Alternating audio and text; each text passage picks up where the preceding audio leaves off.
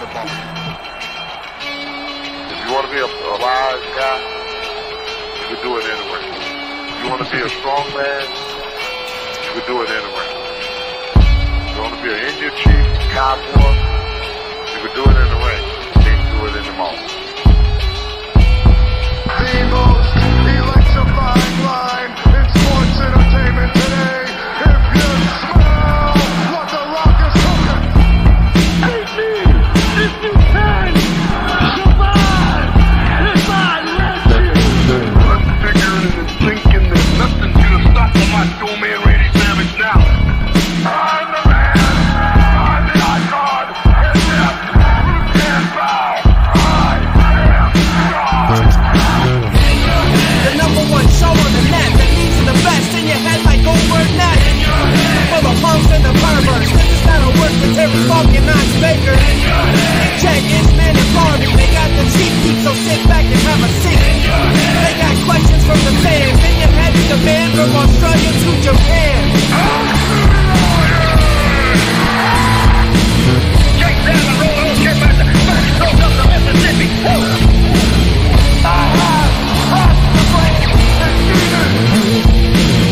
We are bigger, we are faster, and we are all night long.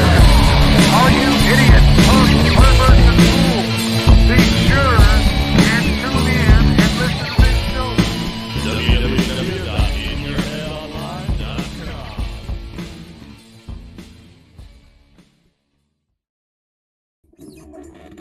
All right, and we're live here once again at In Your Head Wrestling Radio. I'm the internet icon, the pride of the pilgrims, the most honest man in all of podcasting. Some say just the most honest man there is. Handsome Jackie Jones, along with my right-hand man, my audio soulmate, the outlaw of the Headyverse.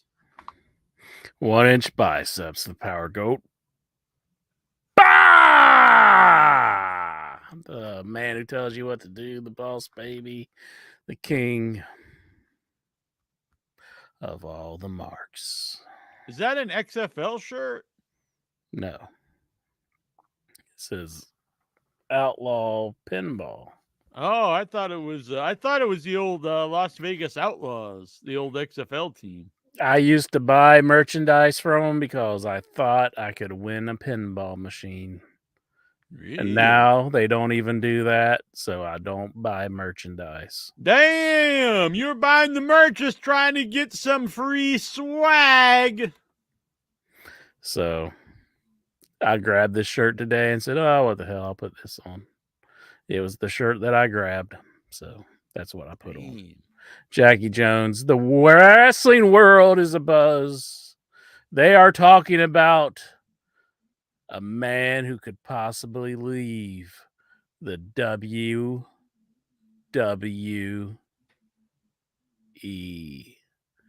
That is none other than Ricochet.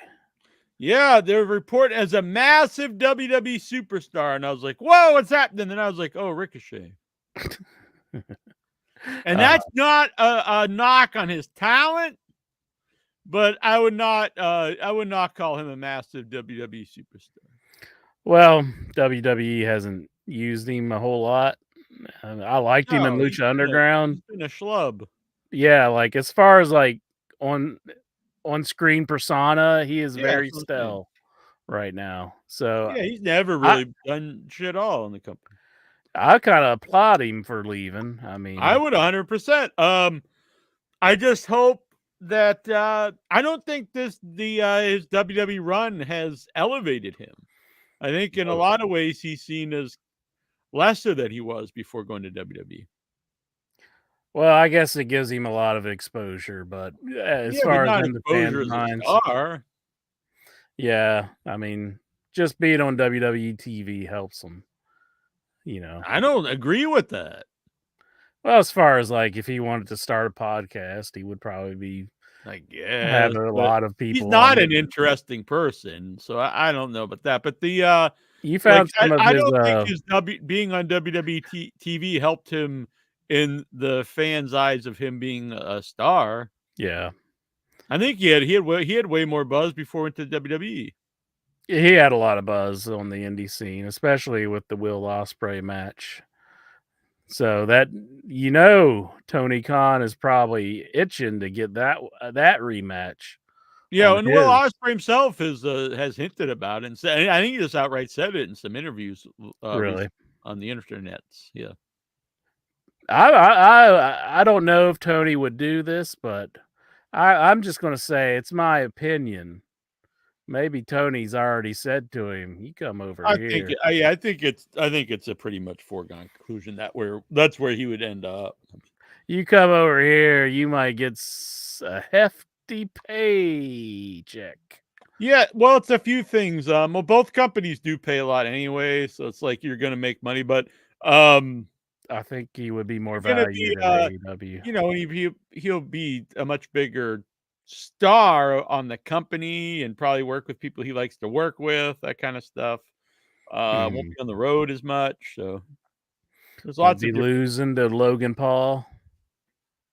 Yeah, I mean Logan Paul is a star in the company, so that's the thing. But I mean, honestly, when's the last time Ricochet's ever done any? And people tell me he was the speed champion.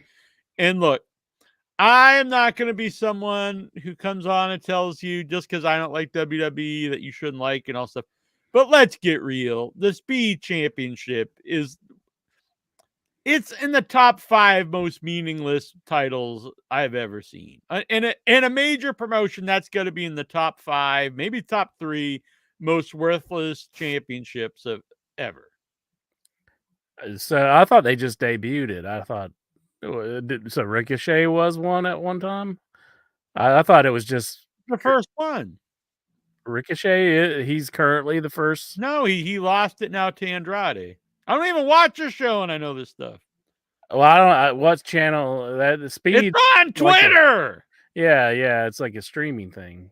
It's not even a streaming thing. It's just like a thing that pops up on Twitter. I mean, this is fucking worthless. So you just have to go to Twitter and watch it. Yes.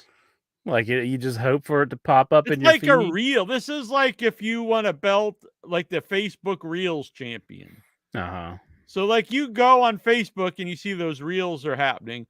And technically they have like hundreds of thousands or millions of views.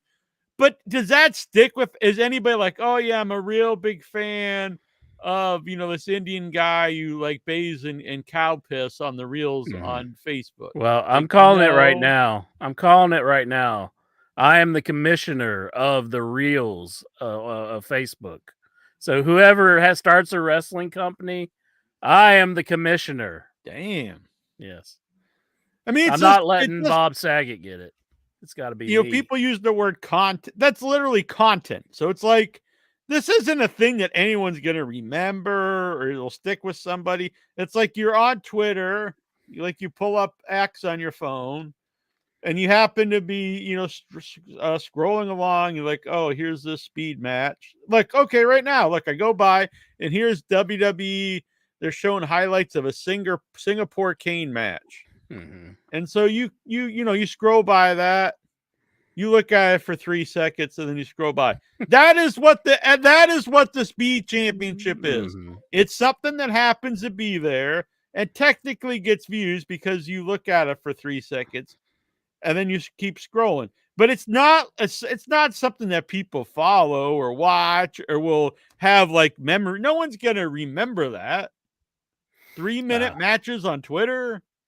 I like John Brown's statement here in the chat room. He says, glad Andrade left AEW to become the Speed Champion. Very true. Look, this is a guy, he was good in NXT, but the key was there was a good pairing. So you had Andrade and you had Selena Vega. Selena Vega, great manager. Let's be honest, not a good wrestler. Terrible wrestler. They separate them. Andrade goes on to be, completely meaningless on the WWE main shows. Gets upset, says, I want to do better, which I commend anyone who thinks. I think that is what you should think. You should think you should do better. Goes to AEW, is on TV a lot, especially when he first got there, all the time. Never really gets over. Can you blame the booking? I mean, to some degree, maybe like it could have been better, but at the same time, he just really never catches on, and he was on TV a lot. They used him a lot right when they knew he was leaving in that tournament for some unknown reason. He only lost one match in that tournament, and then leaves the company again. He's unhappy there, and then he goes to WWE, and he's doing shit all there. He's just I don't think he'll ever be a big star on a U.S. promotion on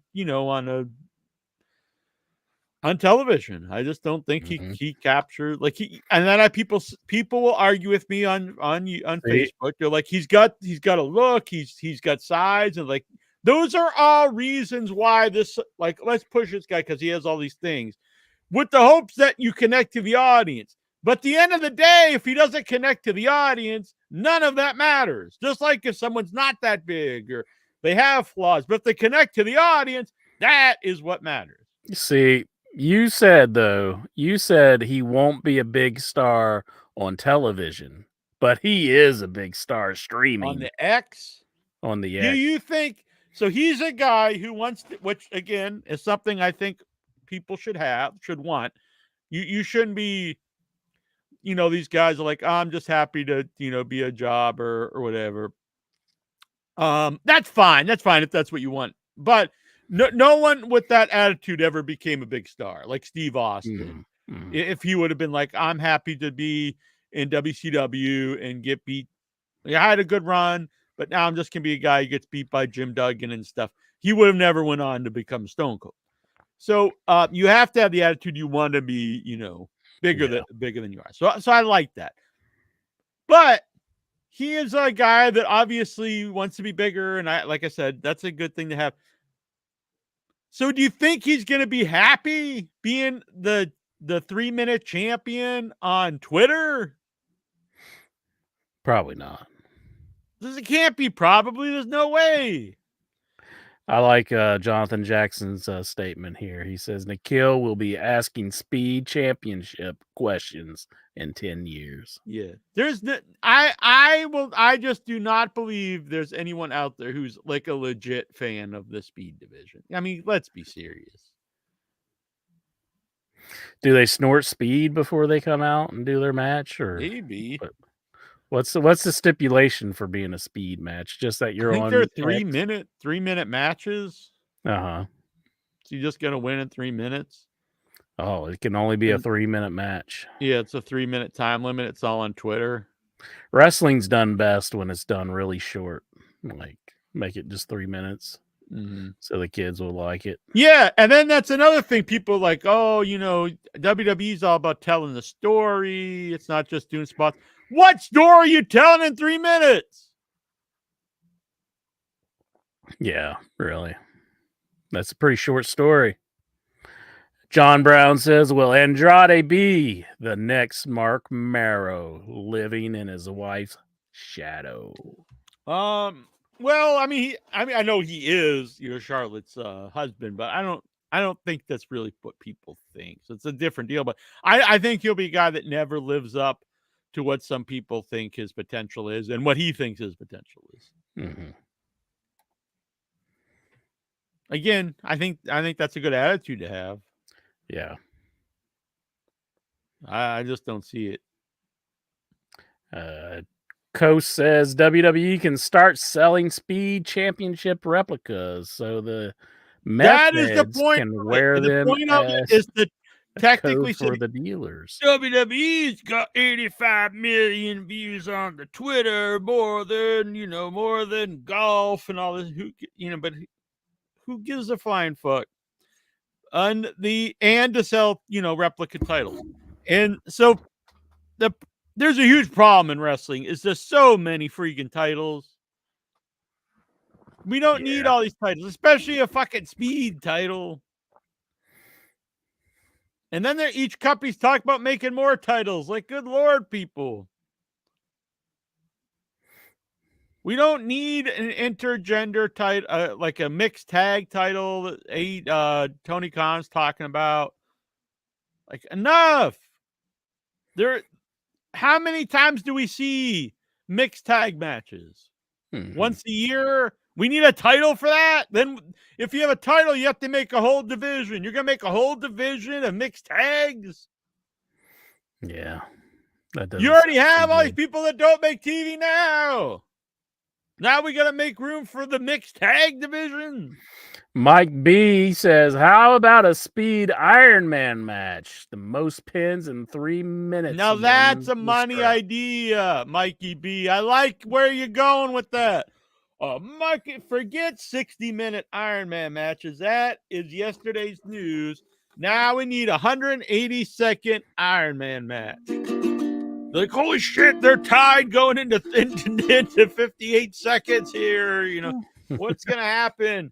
Do we go into overtime? No, this is speed. There can't be overtime in speed. There's no overtime in speed. No. Did you just say 3 minutes? Oh, 3-minute warning. Yeah, they're both dead.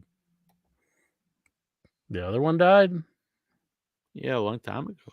Oh, I didn't know that. That's a shame. Yeah, the superhero guy died first, right? Then the new guy died after, I think. No, I think the superhero guy's still alive, ain't he? No. He isn't? Mm-mm. You sure about that when he died? I think he died first. No, he lived after Umaga. I believe. Rosie? 3-minute warning. Rosie's still alive, I think. I'm putting my money on Rosie still being alive. I don't believe so. He died in 2017. So he might have died after, but they're both dead. Dang. No, yeah, Umaga died a long time before that, 2009. Yeah. But they're both dead. I mean, Rosie's been dead, though, for 7 years. Oh, I didn't realize he was gone. Well, don't you see this as a cursed division? What, speed? Yeah. 3-minute matches. No. I don't know. Rosie was younger than me. Anthony Uberstar, he has a suggestion. He says, we should have an in-your-head speed champion. Zoomer who lasts the longest. Dang. No. I was thinking going the 3-minute route. So every video call gets a 3-minute countdown. Let's see what caller can make it the quickest. It's like the cracker. It's like the cracker game. Yeah. So the one who can call in and not get their thoughts out the quickest, they take the longest to get their thought out, they got to eat the cracker. Exactly. Fucking speed. Do they have a TikTok chant? That's what they need. They got the X champion, then Twitter, then they need a TikTok champion, Facebook Reels champion. Then they could put like the MySpace belt on like some old timer, like Honky Tonk Man or something. Maybe a grinder champion. So are you excited? They're saying I would not be eligible for the speed championship. I don't think either Intra and I would be, unless in your head just becomes, what if we did that? We started doing 3-minute in your heads. We do the intro, then the show's over. Yeah. That would be very good. No. That does remind me when I did this movie once. I know I told the story, but I'm going to tell it again. I'll do the truncated version. So I was in this movie that never came out. But I was in the movie. I was the oldest person at the time there. I think there might have been someone older later on. But I told one of the other actors there, he also did a podcast.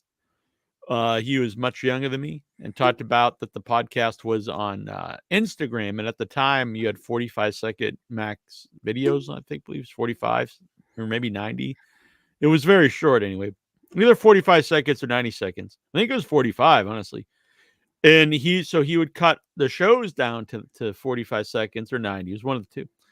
And I thought he meant like a highlight, but the whole podcast was in that time frame. and Yeah. I couldn't understand it. And I told him that some of my shows are 4 hours, and he couldn't. We were both dumbfounded by each other. And I went and looked him up, looked up his show, and it was either I think it was 45 seconds, and there weren't even sentences. It was cut down to like sound bites. It was I did not understand it. And there wasn't a longer version, like, hey, here's a highlight, go check the whole thing. That was the whole version. And it was a group of like 5 people sitting there, little quick sound bites from assume was a long night interview, just them talking, and then they made when they edited it down, it was just sound bites. And I was like, I do not understand this. This is out of my realm of comprehension. Yeah, I do not understand why you would do this or Yes. what the appeal of this would be, but apparently someone is into it, I guess. Are you sure you Maybe weren't that's talking to what we like an should do. android or something? Like, Yeah, this was 2015, 16, 17, like that. Maybe that should be the new the new in your head model. you weren't working on Andre Heart of the Giant Part 2, were you? Not yet. I'm hoping to. No, maybe that should be my next. Because the first one never came out, so the second one never comes out. So That's true. Unproduced films. No, it was Bad Art Cops. no, Never came out, sadly. dang, I was That pretty one's lost. proud of it too. that one's lost, just like London After Midnight. Exactly. They're both about equal, I would think. Mm-hmm, mm-hmm. London After Midnight. Do you think they'll ever find London After Midnight, or do you think someday they will finish it with AI? I think it might be found someday. And if they did it with AI, it would be kind of just like, eh.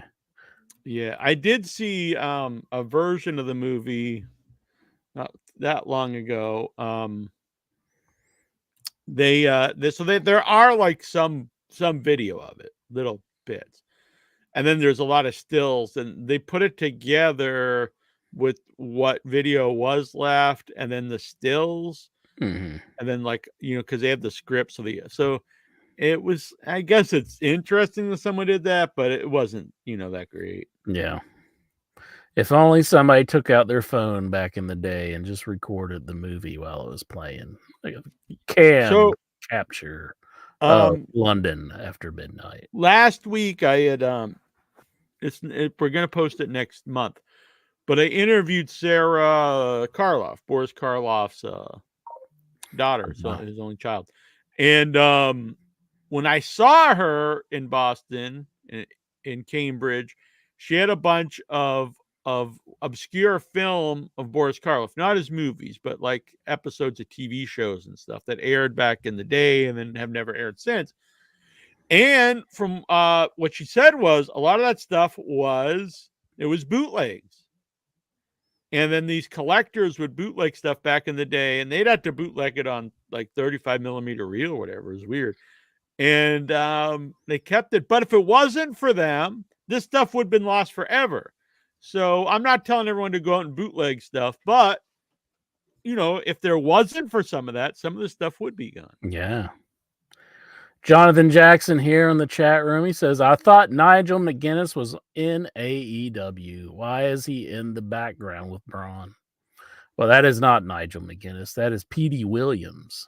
Yeah. You might have thought he was in TNA, but he isn't.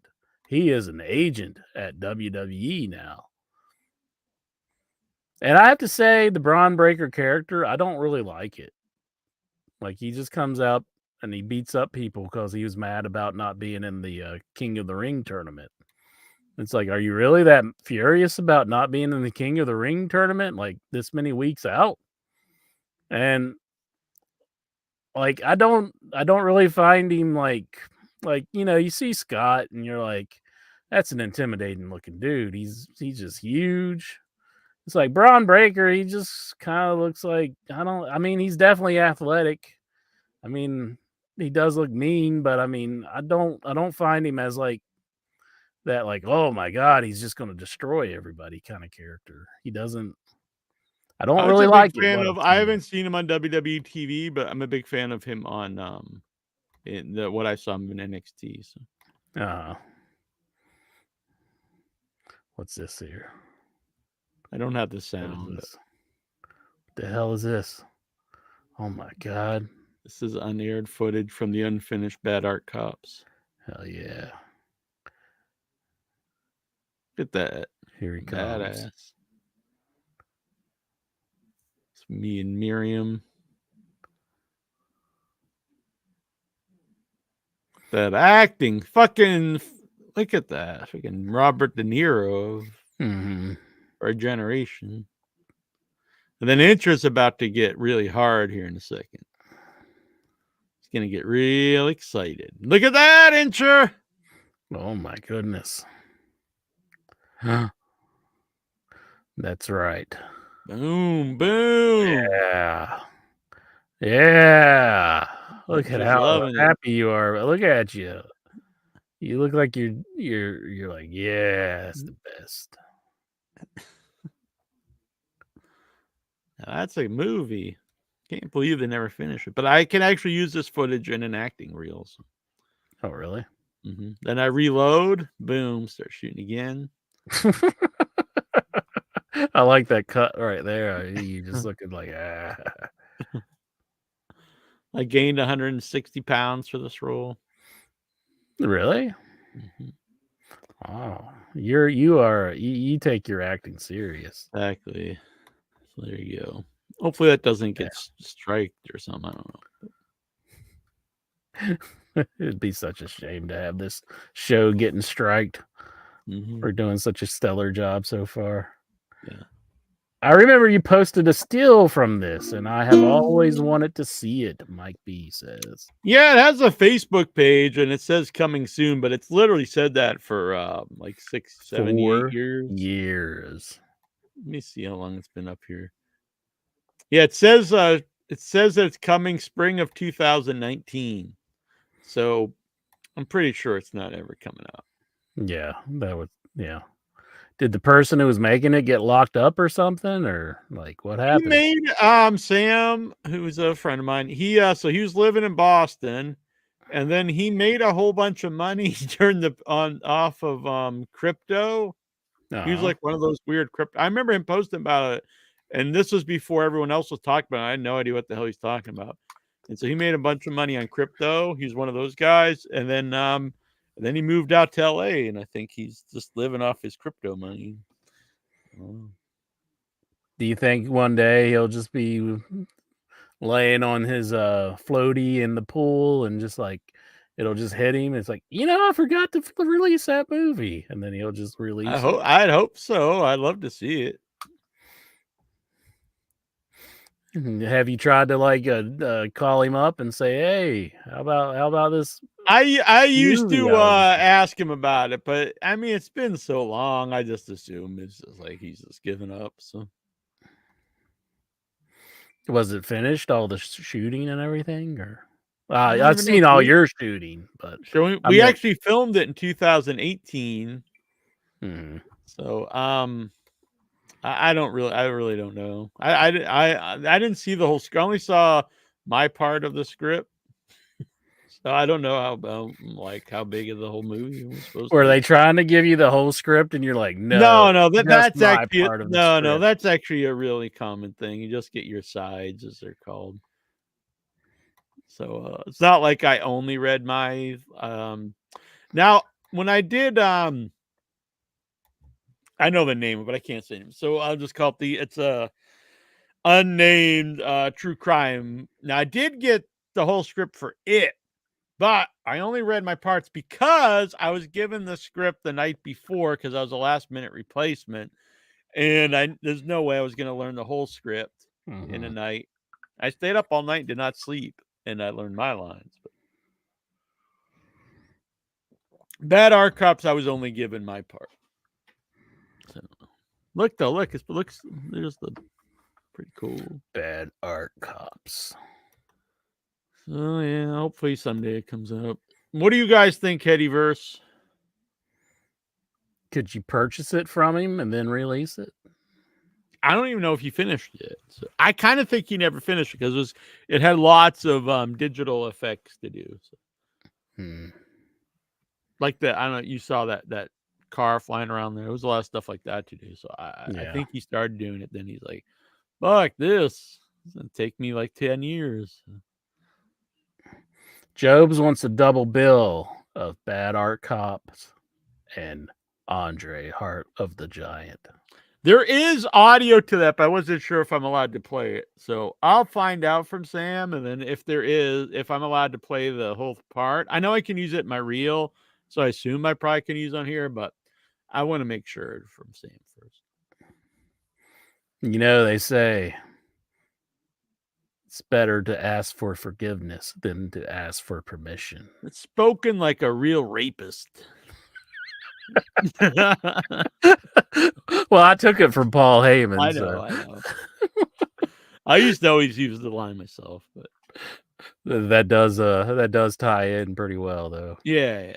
And I don't think we're supposed to use that terminology on the YouTube. But oops, sorry, the Mr. Kings YouTube. of Wrestling Radio. So maybe no ads on this show. So do us a favor, hit the like button, subscribe, Venmo if you can, help out the show, Headyverse Super Chat, and of course, join the Headyverse. It starts at only $3 a month, and it helps out the show, helps to cover the cost, and there are a lot of costs doing this show.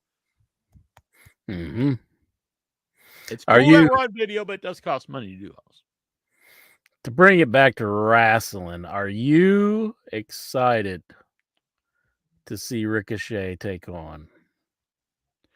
Yeah, so I am actually. So there's a couple things here. I do think his time in WWE actually has diminished his appeal, but there's also, so when you bring in someone from the other company, part of that, you can't just do it with everyone. So you have to like weigh the pluses and minuses. So someone who is around, I think like when Val Venus went to TNA, he was really seen as like a WWE, not a job guy, but like a lower end guy for so long. I kind of think it was beyond the point to like, now we're going to get a big run out of Val Venus. Someone like Ricochet, now he can be seen as a guy where the fans of him know that he's not been used well. So like he can be seen as a guy that was underused, and now is his chance to do something. So he has that going for him. I don't think he has, now he's a great wrestler, one of the best in-ring wrestlers.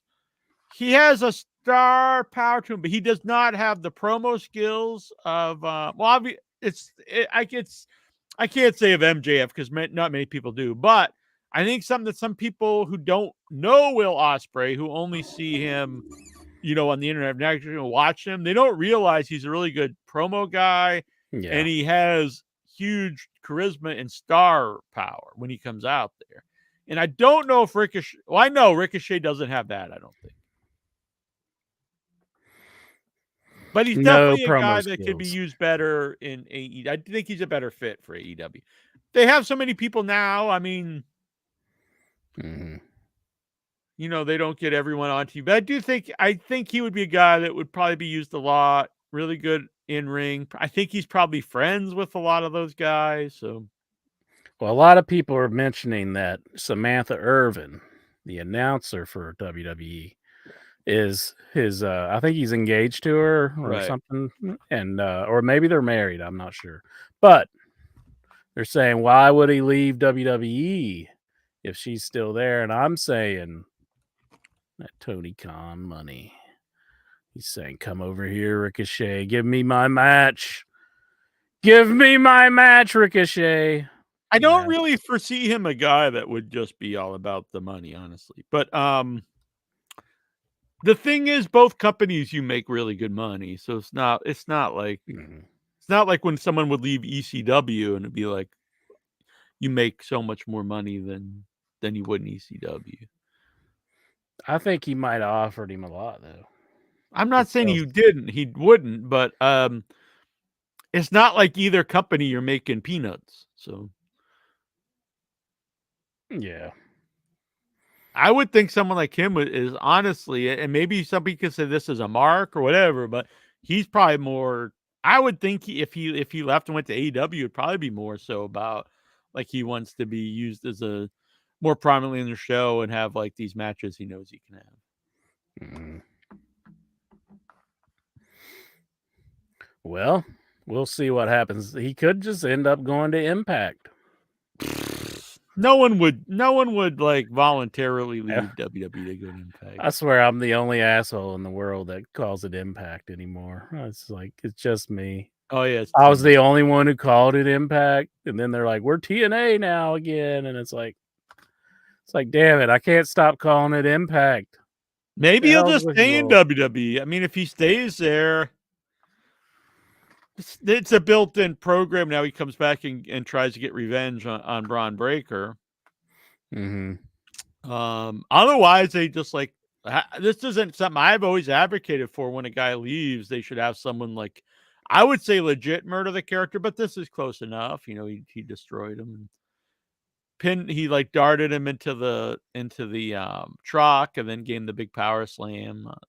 Yeah. I really liked I saw that angle and I thought it came off really, really well. So I haven't seen the current one, but he's been doing it for a few weeks now, where he comes out and just beats up on people, and then like they'll pull him off, and they think that he's off, and then he'll just like, and then he runs at him I'm a again. big fan. I'm surprised you're not, but I haven't seen a lot of them, so I've just seen mostly on pay-per-views and NXT.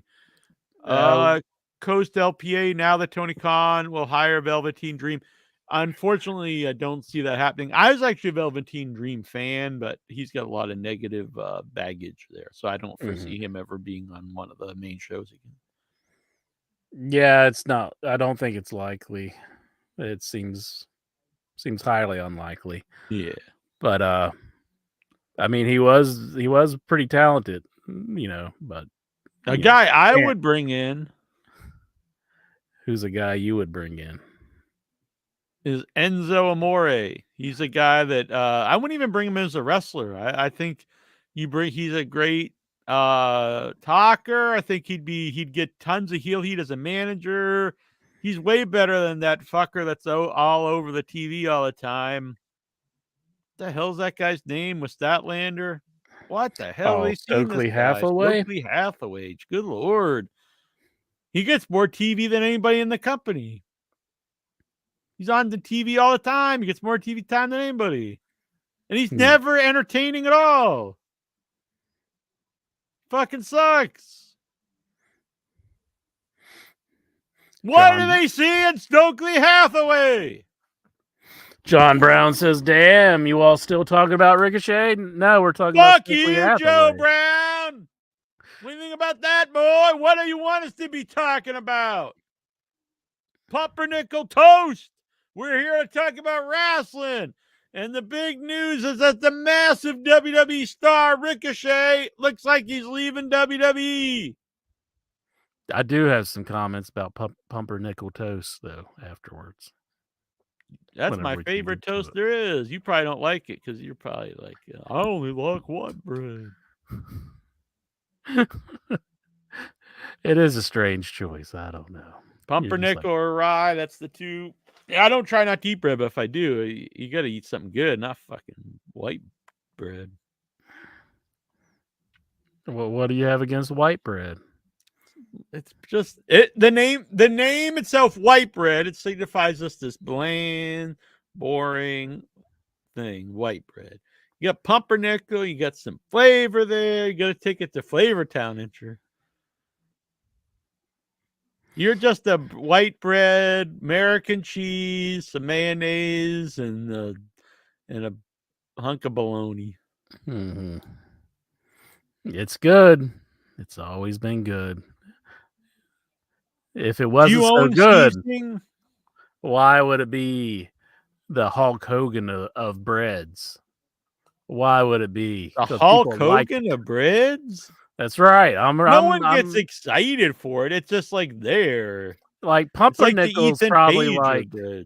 Pumpernickel's probably like let's see, probably like the Dynamite Kid of breads. It's like he's like this like understar that everybody wanted to like really break out, but he never really did. But Hulk Hogan, he is it.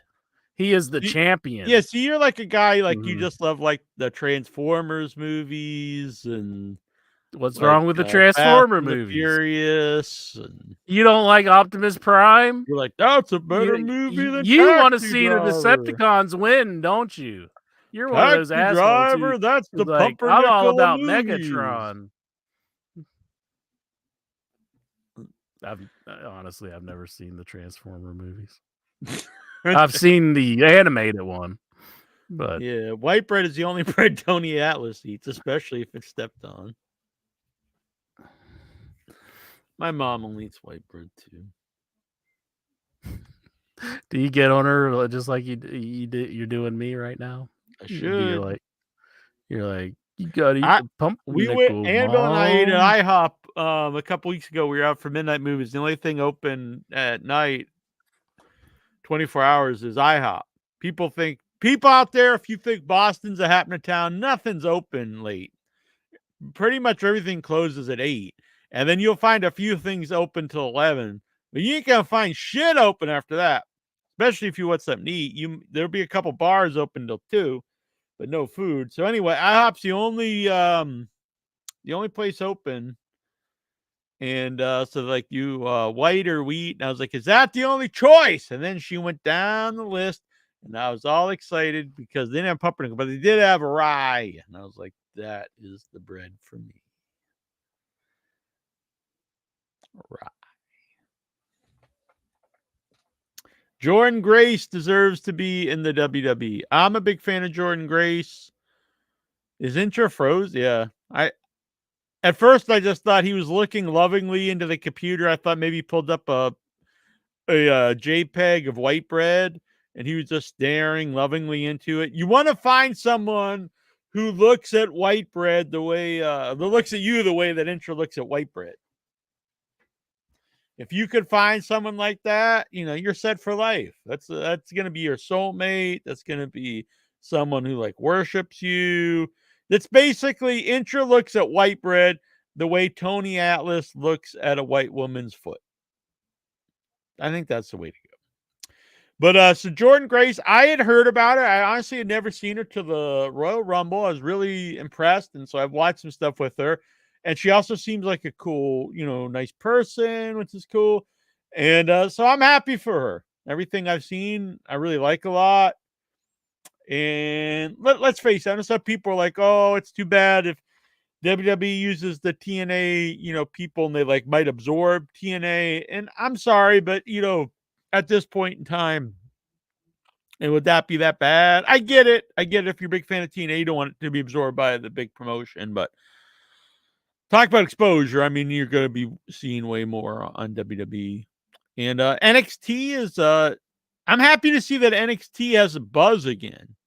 It was, for me, it was the best WWE programming. And then we all know Vince started to take a look at it and basically destroyed his own, not his creation, but a company that he owned or part of his own company. Is very weird. And then it basically had no buzz at all besides Braun Breaker. Besides that, it was like no one cared about it. No one looked forward to the pay-per-views or anything like that. And now Vince is gone, rightfully so. And Triple H running the company again. And, or his people, Shawn Michaels and stuff. And it's got buzz again. People are into it. That's a good thing. Good for wrestling, good for TNA. I mean, well, good for TNA, I guess, for Jordan Grace. But yeah, so Jordan Grace was on there. That was cool. I'm a fan. IHOP is good. Yeah, I'm not anti-IHOP. All I'm saying is it's the only thing open at night in Boston. So it's not New York. It's not the city that doesn't sleep. It's the city that sleeps early. Let's see. Yeah, NXT made Ethan Page a bigger deal. I do not agree with this because AEW tried with Ethan Page. I completely, with 100% of my being, disagree that AEW didn't try to make Ethan Page a star. The guy is just a dude. He's got nothing about him stands out. And they made a big deal about that match, but then you watch a match, which I did, and the crowd did not give a flying fuck. It's just like, yeah, this is Ethan Page. This guy's never going to be anything. And he was all over AEW TV for years, and they kept pushing the guy. I'm like, why? To me, I always said, though, he fits in better in WWE because he's like a guy just middle of the road. He looks fine. He's a right wrestler. He's okay as a talker. Just everything totally fine. He's like a Theory or Grayson Waller, all these guys who are just, wrestlers that you could stick in any position. They could be a tag guy. They could just be a guy. And Ethan Page is that. He's just a typical guy. Like, he's not little. He's not giant. He's not bad. He's not good. He doesn't have a lot of charisma. He doesn't have no charisma. He's just this guy. So he does. He's very interchangeable, which WWE does like. I'm not saying everyone in WWE is like that. There are like a lot of really big stars in WWE, but there are also a lot of just interchangeable guys, and then that would be him. Don't steal this. This is my line from a long time ago. I like my bread the way I like my women. Cheap, white, and plain. I will not steal that because I do not agree with either. Inchman. Yes, sir. Sorry. My internet went out. What a bitch. Your internet, not you. Yeah, I got a new modem and there's like a power adapter on the floor. And I moved my foot and I guess I kicked it loose. So your internet didn't go out. You fucking turned it off. You unplugged it. You made it sound like it was a glitch in the system, like the internet failed you, but you failed the internet. Wait a minute. I think you failed the Headyverse. I think my internet just went out. Fucking bass is gonna go out when I start pounding it. Bam! Incher. What? Yeah, you'll be saying what? No, Anthony Uberstar. We all know Incher got a massive hard on when his gal Dana Brooks showed up. Dana Brooks? Yeah, she was on NXT. Oh. But she's not even Dana Brooks. Now she's some other name. And then they got to pretend she's this other person, I guess. I never cared about Dana Brooks. She fucking blows. I'm sure she's a good person, but she blows. Nothing. You got to be like the bad wrestler cop. You go in there and you're like, there's Dana Brooks. Oh, no, maybe not. No, that's probably a bad idea. Just fucking start shooting her with bullets? That's a bad idea. All right. You don't shoot people with bullets. But I might shoot Incher with my love gun. You're so disgusting. What? Why only in Incher's mind is love disgusting? You're disgusting. What's disgusting about love? I know what you're implying. Don't act stupid. Don't act stupid. I wasn't gonna actually shoot you with a gun, Incher. It was metaphoric. I'm gonna come up there, grab that pumpernickel bread, turn that sumbitch sideways, and shove it up your candy ass. Is that a loaf of bread in your pocket, Incher? You're just happy to see me. Booyah!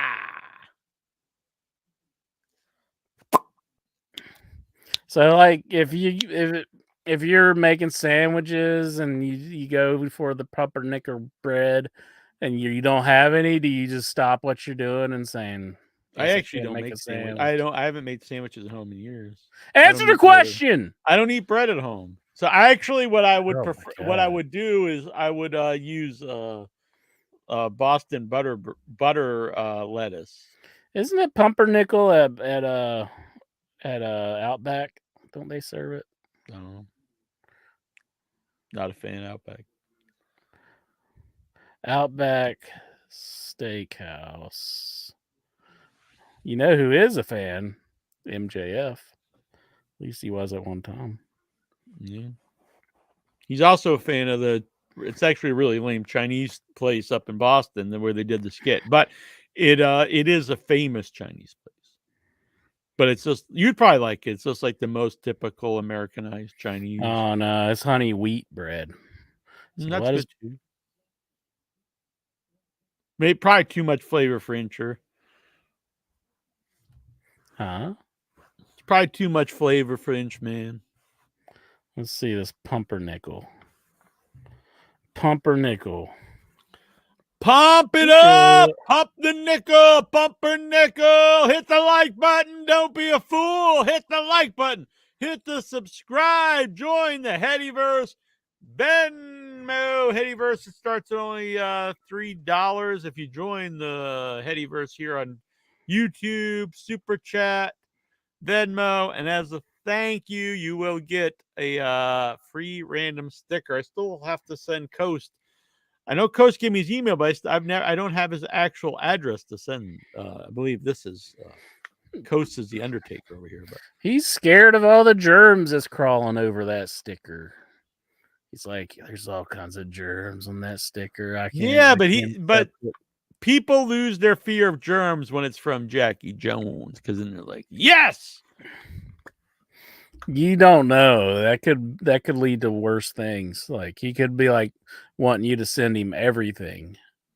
Like he'd be like, I can't order anything, but I have to have you order it. Unless it's you like be the touched by middleman. me. Yeah. That's you really true. want to bear that burden? Yeah, if he starts Venmoing into the show every week. Mm-hmm. All right, Jackie Jones. I want to ask you a question. Do you like your hat better than Jake Hager's hat?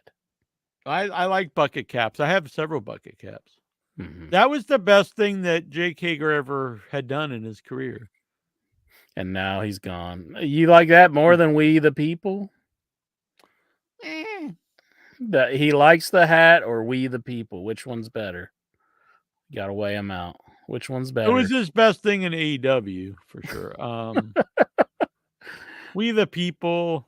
I don't know. I see that more of a Dutch Mantel thing than. Yeah, but it got him over. Yeah, and that's what a manager's job is to do. Yeah, but the hat was Jake Hager. It wasn't someone else wearing the hat. So. Mm-hmm.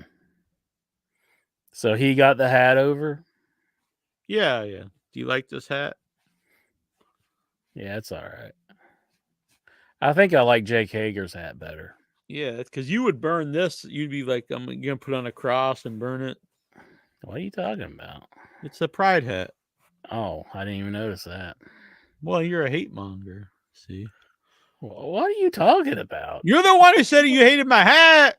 I said I like Jake Hager's hat better, and it's pink. It was purple. Was it purple? Yeah. Oh. See, I don't see color, Jack. Just like you don't see penises. See, you're so like hung up on that. You're just like, oh my god, how could he not? Well, how can you not when someone's flopping their schlong right in front of your face? I wasn't sitting there like just staring and thinking. You wouldn't even have to stand right in front of you, and it's like, it was not right in front of me. Yeah, there was a ring and like a barrier. Like if we were watching an elephant, and you'd be like, and I'd start talking about the trunk, and you'd be like, oh, I didn't even know it had a trunk.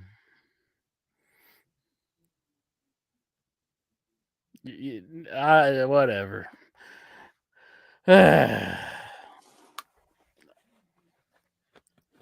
There's things I could say, but I'm not going to say them. You can't say shit, bitch. But we can talk about the wrestling. And what's that? I don't know. What else happened in wrestling that tickled your fancy? I got to think back to last Wednesday. That's hard for me to do because that's all I really watched. So look, I'm a huge fan of MJF. Maybe my favorite current wrestler. He's up there. Top 3 current wrestlers I like. Maybe probably top 2. Him and Ospreay, I think, are my 2 favorites. But I think this was a big mistake, which they've done before. So years ago, I said on the show, I'm not trying to pat myself on the back, but I do think looking back, That was the start of AEW's decline with some of the fans not thinking it's a cool promotion. So it was the cool promotion. You're the coolest guy in the show, MJF. He's coming out there and hinting that it's not cool to be AEW, wants to go to WWE. I thought that was a terrible mistake. And I think looking back, it was. So we get away from that. Now it's clear he wants to be in AEW. I think that's good. But he comes out there and he starts cutting promos on all the other top baby faces. And I don't think that's a smart move. So Swerve actually, I think he's actually less over now as champ as he was building as champ. So he needs some help, I think. And I think MJF, him or Ospreay, like the most popular guys on the show, him coming out there and making fun of Swerve is not smart. And then I think it's borderline racist saying he's like uneducated and speaks bad. I think it's not a good thing to be doing in 2024. And I also think it's a terrible idea to be cutting down Will Ospreay on the show. The other guy that's like, he's the most popular new guy that's been there in years. And I think it's clear he's going to be like your guy, you're like your go-to guy here in the future. So to have the guy that everyone loves, MJF, come out and tell you that the other top baby faces aren't cool, I think that's a huge mistake.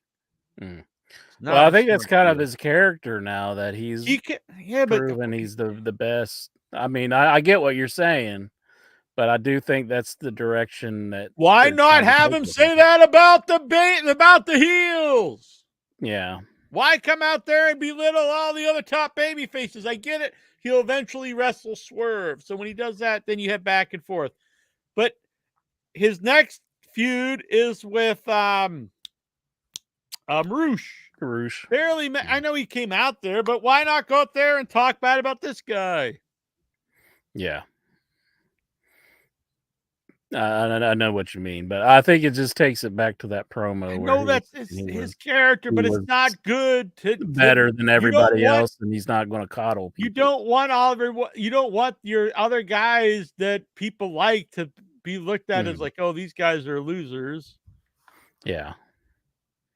Well, that was kind of my argument with Jay White. I think like he really ate him up in their program, and I thought they could have worked it out where Jay White wasn't so like. At least he's a heel. Yeah, but I was saying like I think they should have had it where the promos just didn't totally obliterate Jay White because I didn't think it was good for his character at the time. Mm-hmm. He seemed to rebound though as of late. I mean, people are getting into the gun. He's a talented guy. So. Yeah. Yeah, I just think that's a bad road to go down.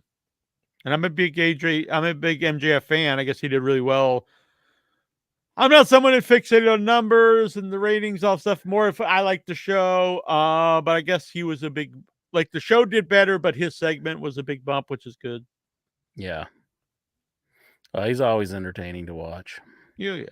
So, I don't know. I mean, I think it's kind of a step back for him to have to be feuding with Roosh right now. I mean, Roosh isn't quite on the MJF. No, and I'm a huge fan of Roosh. So I like Roosh. Yeah, I think Roosh is a guy you could really build to be someone. But and I guess in theory, you feud with MJF could elevate him, but it's MJF's first match, his first feud back. So it would be insane to have Roosh go over MJF.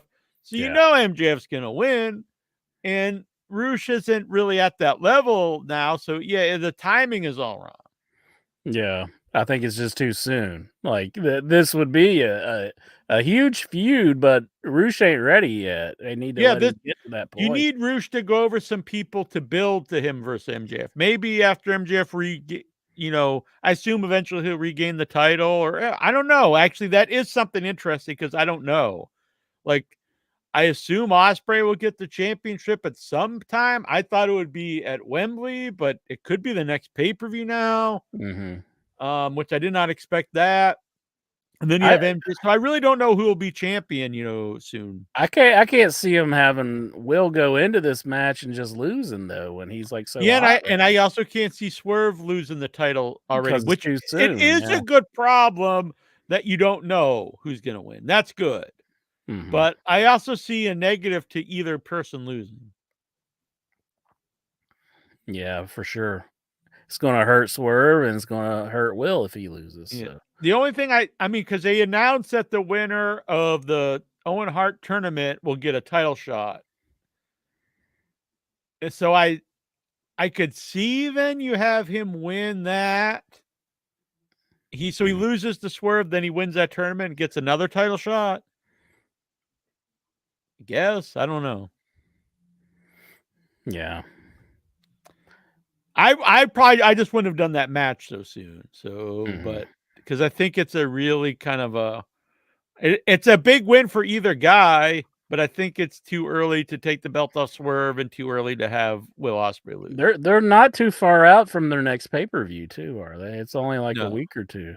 Yeah. Is there any match for Mercedes Moné? I mean, Yeah, she's wrestling that woman from oh, Mexico. that's right. It's Forbidden Door. Okay. Yeah. Which Yeah, they have been I setting am that up. interested in that. They've been doing it was funny last couple weeks they've been doing a good job with videos about people because they showed videos of that woman. That was cool. Mm-hmm. But then they didn't tell me at all who these 3 luchador guys were that wrestled the Combat Club, and I was just like, okay, why couldn't we saw like a 30-second video on these guys? Yeah. You're kind of left in the cold on that one. Didn't really know who they were. It was a fun match, but Oh, I know it's a really good match. I think it just helps the match, like as a match. There's very little matches that aren't good in AEW, but just to get the more excited about them if you know the people involved. yeah. They're doing a lot of CMLL guys, though. Do you think Tony's mad at the AAA guys? Because Conan's been pretty No, it's just vocal about. I think they're running out of people to use on these Forbidden Door shows since like so many of the guys have actually just signed with AEW from New Japan. So you have to go somewhere else, because who's really left? Not too many. Yeah. And so this is like a well that's not been used a lot, I like that Hechicero guy. I think I like a lot of that guy. cool. He has a really cool look. Mm-hmm. Yeah, I like him a his lot, matches too. are really different than Yeah. what you're used to, and Yeah, from it's interesting to watch him. Yeah, I agree. Because they're always trying to find the next like big lucha star. Then there's your Mexican star, and that guy's like I never really heard of him before, but he's I never really see a lot in Hunico, or was that the guy that used to be Sin Cara. Yeah, he's not. I don't know. I don't think he's that great. People say he's one of the best wrestlers in the world, but I've never really found him very entertaining. Mm-hmm. But I think he's better. I think Rush is a lot better than Andrade. I think El Bandito. I know he's hurt. I think or he's not on TV, but I think he's really good. So I think Rush is a guy you legit can build to like a top guy. At least there's potential there. Now, are they going to have one of the best rematches ever for this Forbidden Door? And that would be Gravity taking on Neville. Gravity stinks. Gravity needs his comeback. No, he just needs to just pack it up and go home. And they brought back Anthony Henry. They can bring back Ooh. Anthony Henry, the guy, the workhorseman. He's back. At least he was on the show, and they had the workhorseman back together. Did you not see it? I like Anthony Henry. He's really good. They're fine. I actually do like I like the other guy, actually, the big dude. But I like him as well. I think the name is so awful. The name I think it's just the shits, because anytime you bring attention to the Horsemen and then you just get these two like dudes, it's like people see them like, this isn't fucking Ric Flair and Arn Anderson or Tully Blanchard. What the hell are they stealing their name for? They're the work. It's a terrible name. It's a terrible name. You like JD Drake? I do like JD Drake. I think there's something there. I do think he needs a different gimmick. He's really talented, and I think he could actually use the lack of look to be his look. I think he needs to find like a blue collar kind of gimmick. I think him and Willie Mack would actually be a good team, kind of like the Everyman group. I don't know. I think there's something there. I just don't think the Workhorse, even the Workhorsemen together, but the name's really bad. But I do think there's something there that you could. I'm not saying he's like world champ material, but I think he's a talented guy to be on the show. Yeah. I saw Dax is got a bad back, so he's out. They don't know for how long. Maybe quite a while. That's too bad. I don't like to see anyone get hurt. Dax. Yeah, the bald guy from FTR. Yeah, He hurt his back quite a while ago, and then I guess it ballooned up to the size of a football, and the doctor was like, "You gotta take some time off here, buddy." Damn, that sucks. Yeah, the silver lining there, I think, is if they're both off TV for a little while, when they come back on, they're gonna get the monster, reaction. The return FTR. So that's always, if you want to find a silver lining in anything, like if he can come back healthy, and FTR is back, that's a big deal. You know what I mean? Mm-hmm. Well, there was something else I want to mention. I forget now. It wasn't about Edge. Who was it? I forget, man. Yeah, Edge, he's got a broken leg. Yeah. I don't know how he finished that match. Yeah. That is pretty shocking that he finished it. I mean, doesn't he need like reconstructive surgery or something? Yeah, I don't know. So it'll heal right? At his age, I don't know if he'd ever come back, but I don't know how he kept doing that, because I thought it was a bad fall, but I didn't assume he broke his leg. But I don't know. Then after the match, I thought, wow, he really is hurt, because he could barely stand up. But I was like, up until that, though, he was doing the spears and stuff. I don't know how he did that.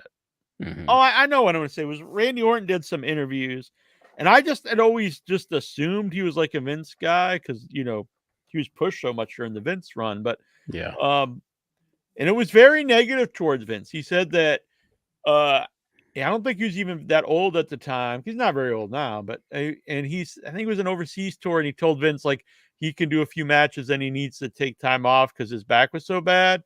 And Vince just told him that I need you to do every show, and Mother Nature gets the best of us all. And so he was like, so I just assumed I had to work myself till I was crippled, basically. Yeah.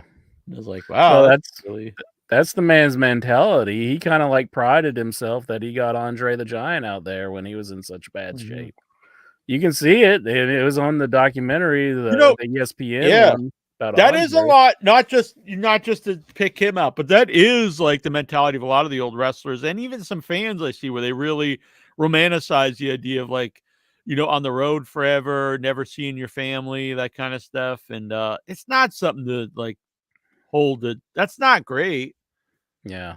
And then Randy Orton said that it's nice to have a guy running the company now who understands people want to be home, for birthdays and Christmases and graduations. And I was like, I like that. I mean, it does make it easier for me to support the WWE. And you don't have some maniacal, madman running the company. Is it really that hard to plan in advance to be exactly, let's have this guy off at this time? He requested it. I mean, yeah, there's a whole department for that, I would say. And there's no reason to run shows on Christmas. I mean, I get it back in the 70s, it was a big the shows would make a lot of money on a Christmas show, but who even would go out today? Let's go to the wrestling show on Christmas. I can't imagine many people would go. No, probably not. But and they make so much money, it's not like we have to do a Christmas show or something. Lexar's got some breaking news here. He's right on the whole thing. He's I just read that the judge in the Vince McMahon and Janelle Grant lawsuit has paused. We talked about this for 3 or 4 weeks now. And that's not even the government's getting involved. So they kind of... Yeah, that's not accurate. So she agreed to pause the suit because the federal government, well, they're looking into Vince McMahon for possible criminal charges, and criminal charges are more important than a civil lawsuit. So this means that Vince could possibly face jail time and criminal charges now, not Yeah. just, monetary loss. So it might be a lot to like me or Incher or normal people, paying out Janelle Grant $1 million, whatever. To him, that's like, I don't know, $100 to one of us or something, or probably not even that, probably like $50 or something. So to try to save $50, he's lost everything and could possibly go to prison. And he's like, he's definitely lost his legacy. Yeah, for sure. I know some people will remember him, but I mean, Yeah, it does seem like there's some on. people who are like headstrong and carrying on about like Vince McMahon and like, oh yeah, but no, I see a lot of fans online about it. But I mean, to the like, majority give of it like, up. I would assume the majority of people with any kind of sense. Yeah, for sure. But yeah, so we talked about that one. Yeah, a little bit. Lexar is going to defend it, of course, for some reason. But Yeah, Lexar says right here, he says the federal government are a bunch of goofs. Right there in our chat room. He's upset about it. Yes. I just Who's Action Bronson? Is that Bronson Reed? I actually like Bronson Reed. I'm not sure. Action Bronson. But there's several cases of Vince McMahon just being a horrible human being. I mean, come on. Everyone's known this for years. Yeah. And it's like, I'm kind of glad that Randy took that stance about like, Yeah, I am too. And the thing that upsets me about WWE, that they're saying that WWE is standing with Vince in this. And I think they really need to get away from Are they? Vince. I don't. That's I mean, they've made a statement where that they're kind of like on the side of Vince McMahon. I don't think that's true. I mean, I think they've banned him from the thing. Just came out that they banned him from. He's not allowed at Titan Towers or anything. Yeah. Well, I hope that they are distancing themselves from anything Vince related. I mean, I think it's a bad idea if they are, but trying to get away from him. Look at this. That's Bronson, Action Bronson. I remember him. That was Incher's boy. He kind of looks like Incher if Incher would get all tatted up. I think everyone. I think everyone kind of looks like Incher in like a different way. Like if Incher would if Incher get tatted up, he'd become Action Bronson. If you started, doing tough mans, you'd be Butterbean. And Paul Walter Hauser. What? He's like wrestling now, I guess. That Paul Walter Hauser, my other doppelganger. Is that the guy from the movie there? Yeah, the Richard Jewell. Man, yeah. Did you ever think what if you could play the man who played Richard Jewell in a movie? I'm actually older than he is, so. Well, they can de-age you like in Irishman. I'm sure they want to do that, de-age me and everything else. Do you think what if the technology arises where we can de-age ourselves here on the podcast? Probably not that far off. We probably could even do it if we looked into it. But. And then we start doing the show and we look like, we're teenagers. Yeah. And we're talking about all this old shit. Like so out of place. Yeah. Like back when Lou Thesz was champion. It's like these kids don't know about Lou Thesz. All right. So here's the link if you want to video into the show. And while you're doing that, hit the like button, subscribe. If you can, join the Headyverse. Venmo in, and we will thank you. And a big thanks to our producers who make this all possible. El Santos World, Josh Edwards, Brian Matthew Clapton, and Coast to Coast LPA. Ha! Hibbity ho! Whoop whoop! Are you a juggalo now? Oh yeah. I mean, we had Violent J on the show. He was a good dude. Yeah. I used to wear ICP jerseys. I sold them on eBay not long ago. Mm-hmm. So yeah, bitch. Let's see here. These fine folks in here to the program. Let me go post this on the internets. The internets. The interwebs. Video in and talk the wrestling. Toronto Stevie, it's good to see you.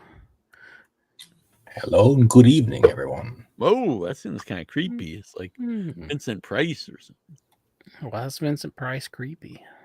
Because he was he was known for being in horror movies, dumbass. That's what he made his career. But if he said hello, good evening, I'm like, oh, that's reassuring. God, you're an argumentative asshole. No, you are. You're the argumentative asshole. Jesus Christ. What was Vincent Price? I never heard anybody say that. I'll just make up some stuff and God. throw it at you. Bam! Kind of like you do me all the time. You're just like, Fucking Incher do doesn't. that. Incher thinks his ass is a hole in the floor. What the hell are he's you an talking idiot. about? You just make up random bullshit and start saying it on the No, show. that's definitely you. I mean, there's stories that people have heard for years that are completely made up that were all from you. You're the one who makes up stuff a lot. No.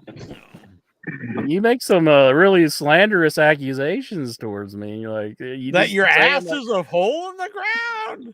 No, you made one earlier, and you're like, and people would just probably think, oh, well, that's really him. What the hell are you even talking about now? I don't really want to say it. That's from hole in the ground. Wouldn't that be something if I was walking down the street and I'm like, oh shit, I just twisted my ankle. I just stepped in Incher's ass. That would suck, Incher. For me and you. Yeah. There's no winner there. That would be bad business right there. I gotta pull my shoe out of your butthole. Mhm. Only Atlas would like it. Yeah, he likes a lot, that freak. Damn. Coast, is that your hero, Tony Atlas? My hero, maybe in Bizarro World, perhaps, but not in this one. Lexa, are you into feet? You ever go to the strip club and ask the strippers to just start walking on your face? No, but I hear customers get foot fetishes, and for dance they touch the strippers' feet and have their feet in their faces, just smell their feet and touch them and Do you kiss ever them. try And all this? that shit. Maybe you'd be into it. You know, I had a foot fetish when I was a teen, though. Really? Mm-hmm. It was girls' feet, though. We Darren didn't just say got anything. over it. People don't usually grow out of fetishes. Did Strip club fetish?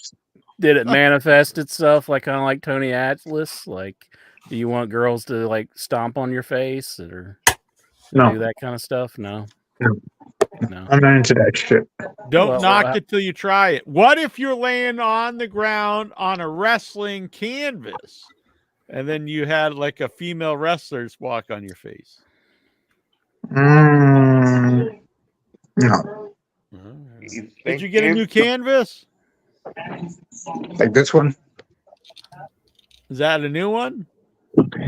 It's an old one. It's like a huge canvas like I bought from like last year, and like they have The one these you got out of the logos. garbage? They had these logos on it, and I cut two pieces. One is the GCW one, and one is one of their sponsors, Kings Road Wrestling. So it's the same one you showed us before. It's not like a different one, right? You just have the one. Yeah, it's the same one from that canvas. That's cool. So I think you said someone like Hoodfoot or somebody said you can get a new one.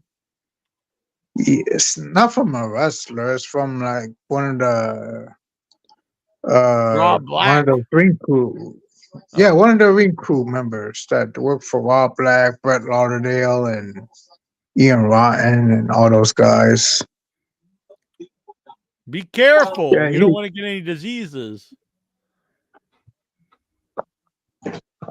Yeah, there's germs on there. There's sweat, blood, Piss, piss, jizz. poop, Yeah, you don't want to. You're gonna scare Coast off. dookies. You're gonna know what to do here pretty soon.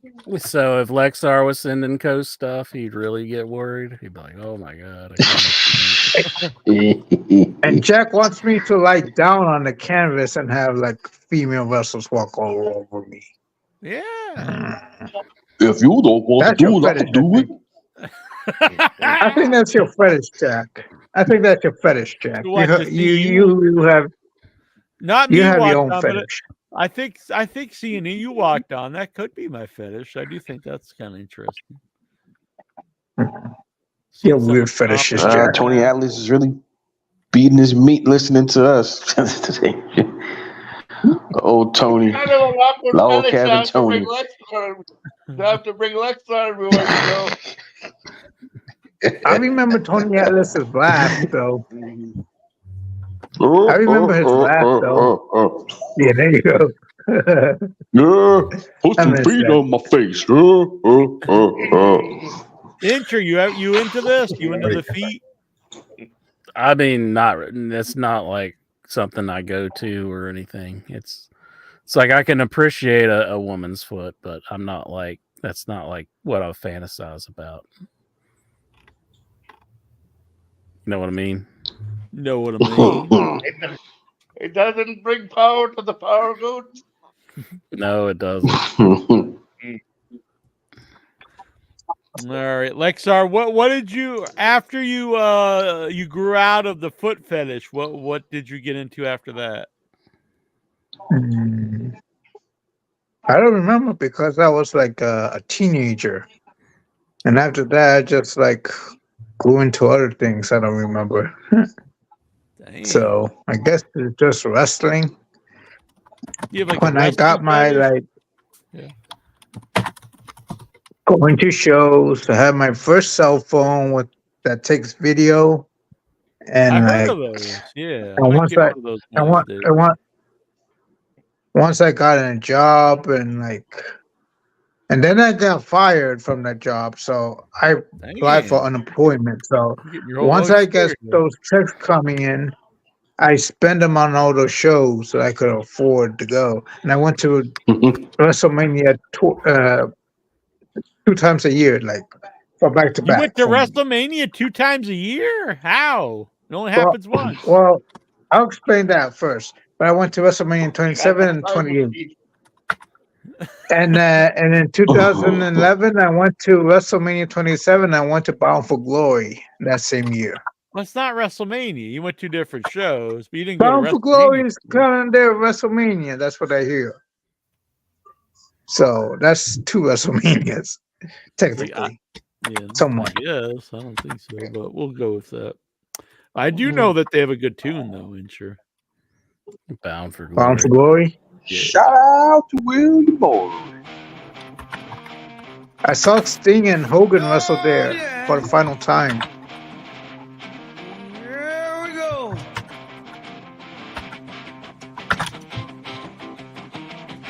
This is for Jackie Jones, the more honest man in podcasting.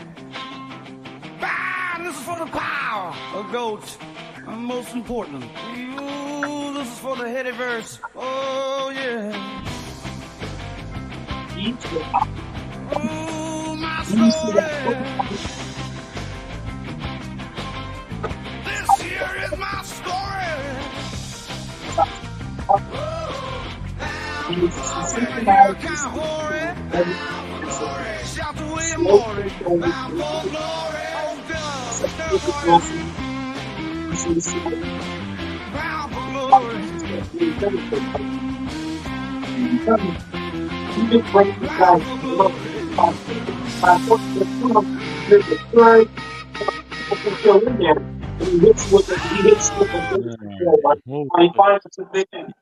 got to turn the show off in the background.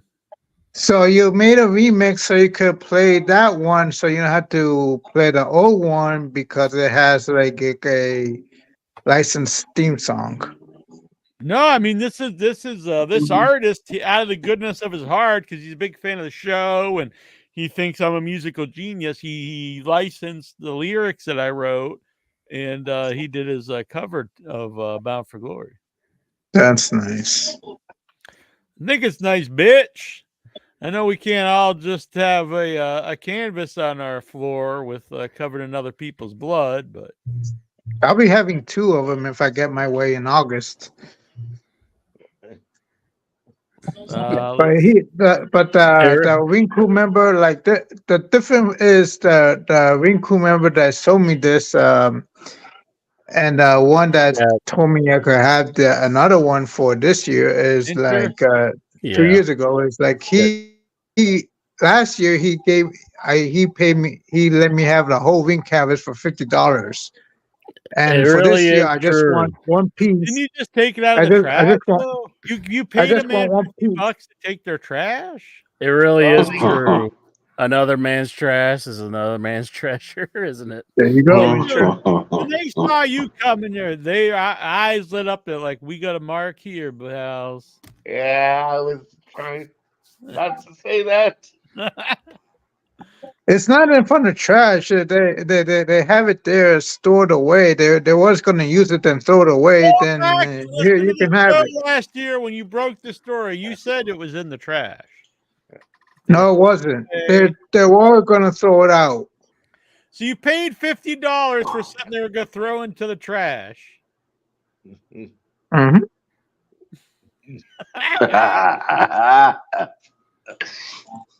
Well, to be honest, you think WWE keeps all their ring canvases or no? They just throw theirs in the trash too.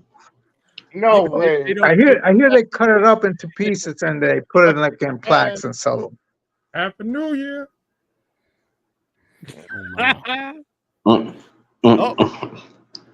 Let's see it. Scapegoat, do it up. Boom. That was too late. Hell yeah. Nice big black. Hell yeah. Right on the ball there. Cry me a river. Oh, man. The scapegoat has returned. Ha! The man. And look at that shirt. I've been working on the Blu-ray double set. Gonna be going to the publishers the end of this month, and it will probably be out in July. Double feature Blu-ray set, End Zone 2 and the Once and Future Smash. It's got interviews with me and a lot of the cast members. It's got deleted scenes. I actually watched the deleted scenes earlier today. Here's a little spoiler, Incher. Jason Mitten, all his lines were cut out of the film, but they are in the deleted scenes. Oh. I recommend that we cut them out of that, and then we had deleted scenes, and that's where he would be relegated to. But I was outvoted on that one. There would be a deleted scene section. Yeah, they would be Mitten. Jason Mitten would be his only lines would be in the deleted scenes. No. But you can What finally the deleted scene? the Mittens lines in the deleted scenes. All right. So what's on your mind? It's good to see you, Scapegoat. We haven't seen you in a while. It's good to see you're still kicking. You haven't joined Tazo's group of Satanists or anything? No, I tore up my IOH contract, but it didn't mean anything because it was just a piece of paper. What the hell? Yeah, We're so gonna throw it in the trash, and then we're like, "Wait a minute! If you want that, you can pay me $50 for it." I know. And then I came back, and I think we gave Insure Meltzer driver, and I gave him I punched him in the back of the head. Boom! Damn. What would be the equivalent of the Meltzer driver for the Headyverse? The Stevie driver, because he does like reviews of the Raw Report. Stevie Slam. The Stevie Slam. Look at that! Look at those guns! Oh shit! And Nope. sir, I know you think you're the toughest man in all the Headyverse. You think you could take Stevie? No. He's he would wipe the floor with me. Bah! Besides Stevie, is there anyone else in the Headyverse you think would whoop your ass? Mm, I mean, I did because that's how I became the scapegoat. yeah, he already did. So Yeah. probably the only person I could beat up would be Jackie Jones. In your dreams. That's the only one. Then everybody else could just beat me up. you just lay there and take it. What's up, Hell in a Ibs hotel. Land? So, by the way, last week we had Chubby Dudley on the show. It was a really fun interview. And I have another interview set up. I've got to schedule the actual date, maybe next week, but he will be on the show, and that is Ahmed Johnson. No shit. Yes, yeah. Ahmed Johnson will be on In Your Head. That will be a very interesting interview.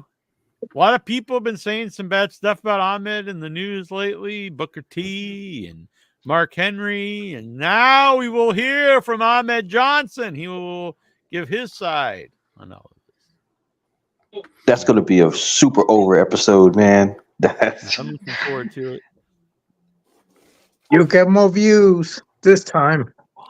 Oh yeah. I enjoyed Chubby Dudley. That was a fun interview. Oh, for sure. Ahmed, Pearl River Plunge himself. I read that earlier. Go 13. That popped up. What was that? Sorry. Oh, Go 13 said he read that the reported reason that Ricky Starks was off TV because he wanted the Big Bill thing. I said I read that. Yeah, I read that earlier. There's a couple things here. I do think if you don't like an idea, you should stand up for yourself. But at the same time, it used to be like only like Hulk Hogan had creative control. So if you weren't like on that level, like you couldn't just be like, I'm not doing any of this stuff. So, and it doesn't sound like some horrendous thing. Normally, when you have a tag team and they split up, they feud. So I don't really see why this is a big thing. He's like, I don't want to be on TV. Like I'm going to refuse to feud with Big Bill. I don't know. It seems like a fine angle to me. Everybody knows Starks is trying to get into WWE, though. He's trying to leave. He was carrying Cody's bags into the building, and it's like, come on, Ricky. Yeah, I don't have the date yet, Ibzan, but it'll be soon in the coming weeks. It may be next week. I don't know. I'll set it up with Ahmed, but I've been talking to him, and he's all about doing it. So.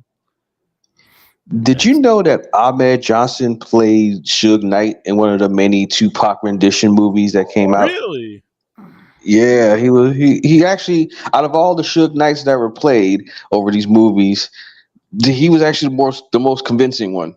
I was like, yep, that could totally be Suge Knight. It was like a month or two ago. Suge Knight actually did an interview. I watched it we listened to it on YouTube. So it was all done from him in prison. It was all about P. Diddy. And they had to do it in like 6-minute intervals or whatever because he's in prison. And then edit together. It's like a 2-hour interview. It was pretty out there, they had to break it down. But I was interested to listen to. I don't know how much of it I believe, but it was interesting to listen to. Mm-hmm. Suge's a troll. Oh, he's a funny one. Man, I can't. We lost the scapegoat already. Hope things are all right, man.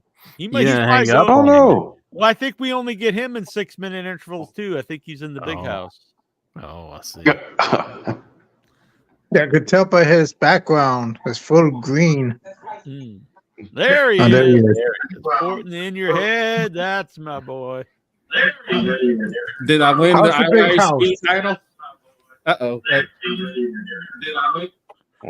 There we go. We need to. I'm going to try to start the In Your Head TikTok again. We were on in TikTok and we were totally obliterated from it. I think it's because I didn't edit the language out, so I might try to start a new one, but edit out the naughty words. I think that was the issue. But Were you still on the YouTube? yeah, YouTube's fine. Yeah, we'll have all the things in place as they are, but Yeah, it's just an addition too. addition. It actually had a lot of views. Some of them had like 10,000 views. So it's I just started it, but then it was like, "You are bad boy." It gave me nothing. It didn't say anything. It just I went there and it was completely gone, and there was no way to fight it or anything. It just said you were. I forget the exact word. Yeah, TikTok could do that. It was weird. You know what you did. No way.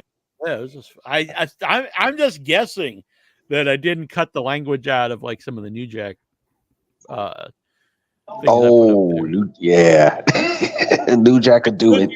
I could be wrong, but that's what I think. So I need to put some beeps in there, Incher.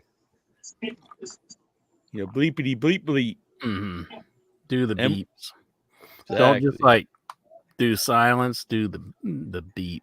Yeah, I like that. Makes bleep it more. And it just be me just cutting in, going bleep, bleep, bleep. Exactly. You sure you didn't have Natural Born Killers playing in the background? Although well, I guess on TikTok you can play like licensed music. Like in the old days, when they did stuff and they put like different words in. Yeah, and I like that. I like I remember watching The Jerk when I was a kid, and it'd be like, don't call that dog Hero. What did they have? And Shithead in the real version, but they call him stupid. Yeah, stupid. Call him stupid. I used to just think that was what the movie was for a long time.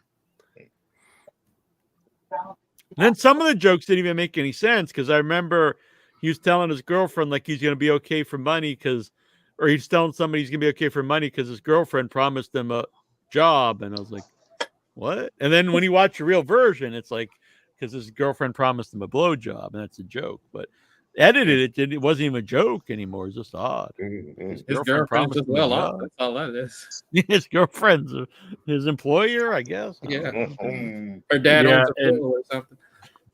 In Die Hard 2, there's a line where he says "Yippee-ki-yay," but he says on TV edited version, he says "Yippee-ki-yay, Mr. Falcon." I think a lot of action stuff is like they use a lot of creative words. Mr. Falcon. Wow. Mr. Falcon.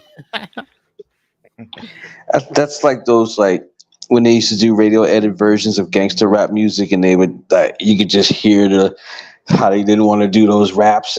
They didn't want to clean their language up, like those old NWA tapes when they would clean them up. Yeah, you could just hear that their hearts weren't in it. Straight out of Cape Cod comes a silly mofo named Jackie Jones. What you mean I can't curse, man? I'm easy to eat, man. Telling me I can't curse. I actually had that. I don't remember all the lyrics now, but I actually wrote more of that. Galgo 13 here. He's adding. The only reason I see Starks not wanting to turn baby is because he was a babyface not too long ago, and you do not want to go back and forth like big. I get that, and I could see him, bring up concerns, but the idea, I just won't do it. I like Ricky Starks, but I don't know if he's really that level of a star where you can just I refuse to do this, and I just won't be on TV. Tony could be like, well, I refuse to pay you. Right. That's what I'm saying. That should be really reserved. Shouldn't be really reserved for too many people, but because it does make it hard to have TV, When because I know this, I've said the story, but like they say that Rusev like refused to be in a battle royal, he didn't win, and it's like at that level. I mean, I'm a huge Rusev fan, but it'd be just like, well, we gotta let this guy go. Like, if he won't even get thrown out of a battle royal, I mean. So what does everybody at AEW? Everybody have creative control in their contract? They're just refusing. I think it's more they kind of take advantage of someone who is like, trying to be reasonable. Yeah. I think that's commendable to be like, if you don't like this, we won't do it. But you can't like just like go to the level where then you're just not even working for months or whatever. Yeah. Sitting at home getting paid. They're living the dream. Yeah, I mean, I'd be fine with that, but is Tony going to fine him like Vince did Austin? Probably not. See, the thing is, people will, I don't want that either, but there's a middle ground between, being just like a real asshole and like, being reasonably nice. Yeah, Tony totally needs that. Hit like one of those heavies, man. Bring in a heavy. And I don't think it's a good work. I mean, people like being there, for the first couple of years because it was a nice place to work. And I don't think, because some people do think like Tony needs to be like this total asshole. I don't think you need that. But at the same time, you do need to like, okay, if you don't want to do this, like I'm still the boss. You're still working here. You have to do, something. Yeah. Otherwise, you can go to WWE and win the Speed Championship. Exactly. I know you're a big fan of the Speed. That's why you've been off for a while. You've been binging the Speed Championship. Yeah, best 30 minutes of my life. What are you going to do, Lexar, if that becomes a channel? If there's the 24-hour Speed channel, I'll watch it. Stop watching Impact. Absolutely. Do you watch Speed? Do you honestly watch this shit? Didn't you get banned off Twitter? On Twitter, no. I didn't even watch Mixed Match Challenge until I was at the shows and saw the matches live. See? So I don't watch it on You draw a Facebook. line somewhere, Lexar, is what I'm saying. 205 Live too. I don't watch it on the WWE Network when I was on, but when I was at the shows, I watch it. Yeah, you're like forced to watch it, and then like half the place left. I'm not forced to. I just enjoyed it. There you go. Yep, Vince was like, "You're gonna fucking watch it next time." And you're like, "Yes, Daddy Vince." Which Vince liked. I'm not like these dumb AEW marks that just watch AEW. Yes, and you are. Rampage. Oh man, I watch Kind of 205 exactly how you are. Live. I watch Speed. What? You're just like, I'm not one of these dumb marks that just watch something. I sit there and watch what's in front of me. Did that make any sense at all to anyone? I don't smoke crack. I just inhale it.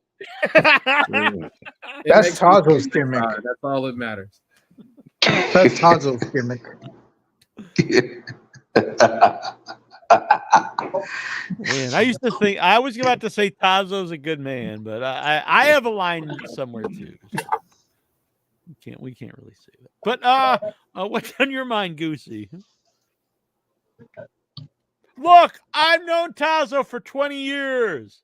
And so I like to give people second chances, third chances, fourth chances, fifth, sixth, many chances. And so I saw a friend request. I was like, oh, you know what? I like Tazo. Except this. And then immediately, within seconds, it's just every one of my posts calling me a Satanist and all this shit. It's like, I don't want to deal with this bullshit. So boom. I had to block him. It happens. And I see I got spies out there, Incher. And so they send me clips, and he's still calling me a Satanist. Like, Satanist loves the train tracks. Like, what in the hell is wrong with you? And then he sends me this message. He's like, he's saying that he's saying that I need help. This is coming from Tazo. I think he's judging you for your without your head content. You know, the whole hard. He's judging for out of his He's insanity. sure people sell that something on the screen and we do. You think you've got funding from the Illuminati or something? Yeah, I don't know. Oh, I don't know wow. what happened to him. Poor Tazo. When I went to GCW, I took a picture of the train tracks while I was waiting for a train, and there was a train with a bridge on it. And I asked you if you would walk on those tracks with the bridge on it. Mm-hmm. I walk over a bridge sometimes on the train tracks. There you go. Half the time, though, you're taking pictures of like subway trains and stuff. This isn't stuff that there's the difference. Like I'm not walking in the tunnels of a subway. I'm not like some crazy person. That's a regional rail that I took a couple weeks ago. That's when I took a train to Atlantic City. Hell yeah! All right, what's on your mind, Luddite? Two things. That guy I told you about in the Facebook messages yesterday. Mm-hmm. He's from your area. Oh, really? He did some really good work in my area, and he's worried about his legacy being forgotten. I said he would do the show if you contacted him. All right, yeah, I'll contact him then. There's midget wrestling coming to near me. I'm not related, but it's in Hyannis, which. Speaking of fetishes, are you going? Yeah, I'm gonna go. The Flea and I will be going. All right, awesome. That'll be fun. I've never seen. I don't know if I've ever seen live midget wrestling. I've never been to. I've definitely never been to an all show. I don't know if I've ever been to a show that had midgets on it. Now I think about it. Micro Championship Wrestling. Yeah, I forget what it's called. I posted the video the photo on Facebook. Let me look it up quick. What's on your mind, Goosey? Is Goosey there? Goosey's been silenced. All right, silence. What's on your mind, Coast? I'm still messing around on the computer. Still Those computers are they're gonna get you in trouble. Oh, well, I don't trust them. I've strayed away from the nastier parts. I only own about 1 terabyte of porn rather than 5 terabytes. I'm just kidding. I don't own any porn. Yeah, you don't need to own it anymore. It's just all free out there. You can just stream it. Right. Yeah, just go on the website. Trying to find Lexar, how much porn do you own? Do you have a phone dedicated to porn? Of course he does. It's dedicated to pics. I you ever get it mixed like up? stripper. You think you've got your WC or your WCW phone and it's your porn phone? I don't have a WCW You're not phone. Tony Schiavone. Get that mic tonight. I hate to bring this up because he's not here. Go on, sorry. Oh, no, I hate to bring this up because he's not here to defend himself, but one man of the Hittyverse I know for certain owns the most porn is likely Swax. Oh, yes. I bring up Swax because we have kayfabe beef because he came over to a website, like a streaming site, one time. I don't want to give it any props, but it starts with a V.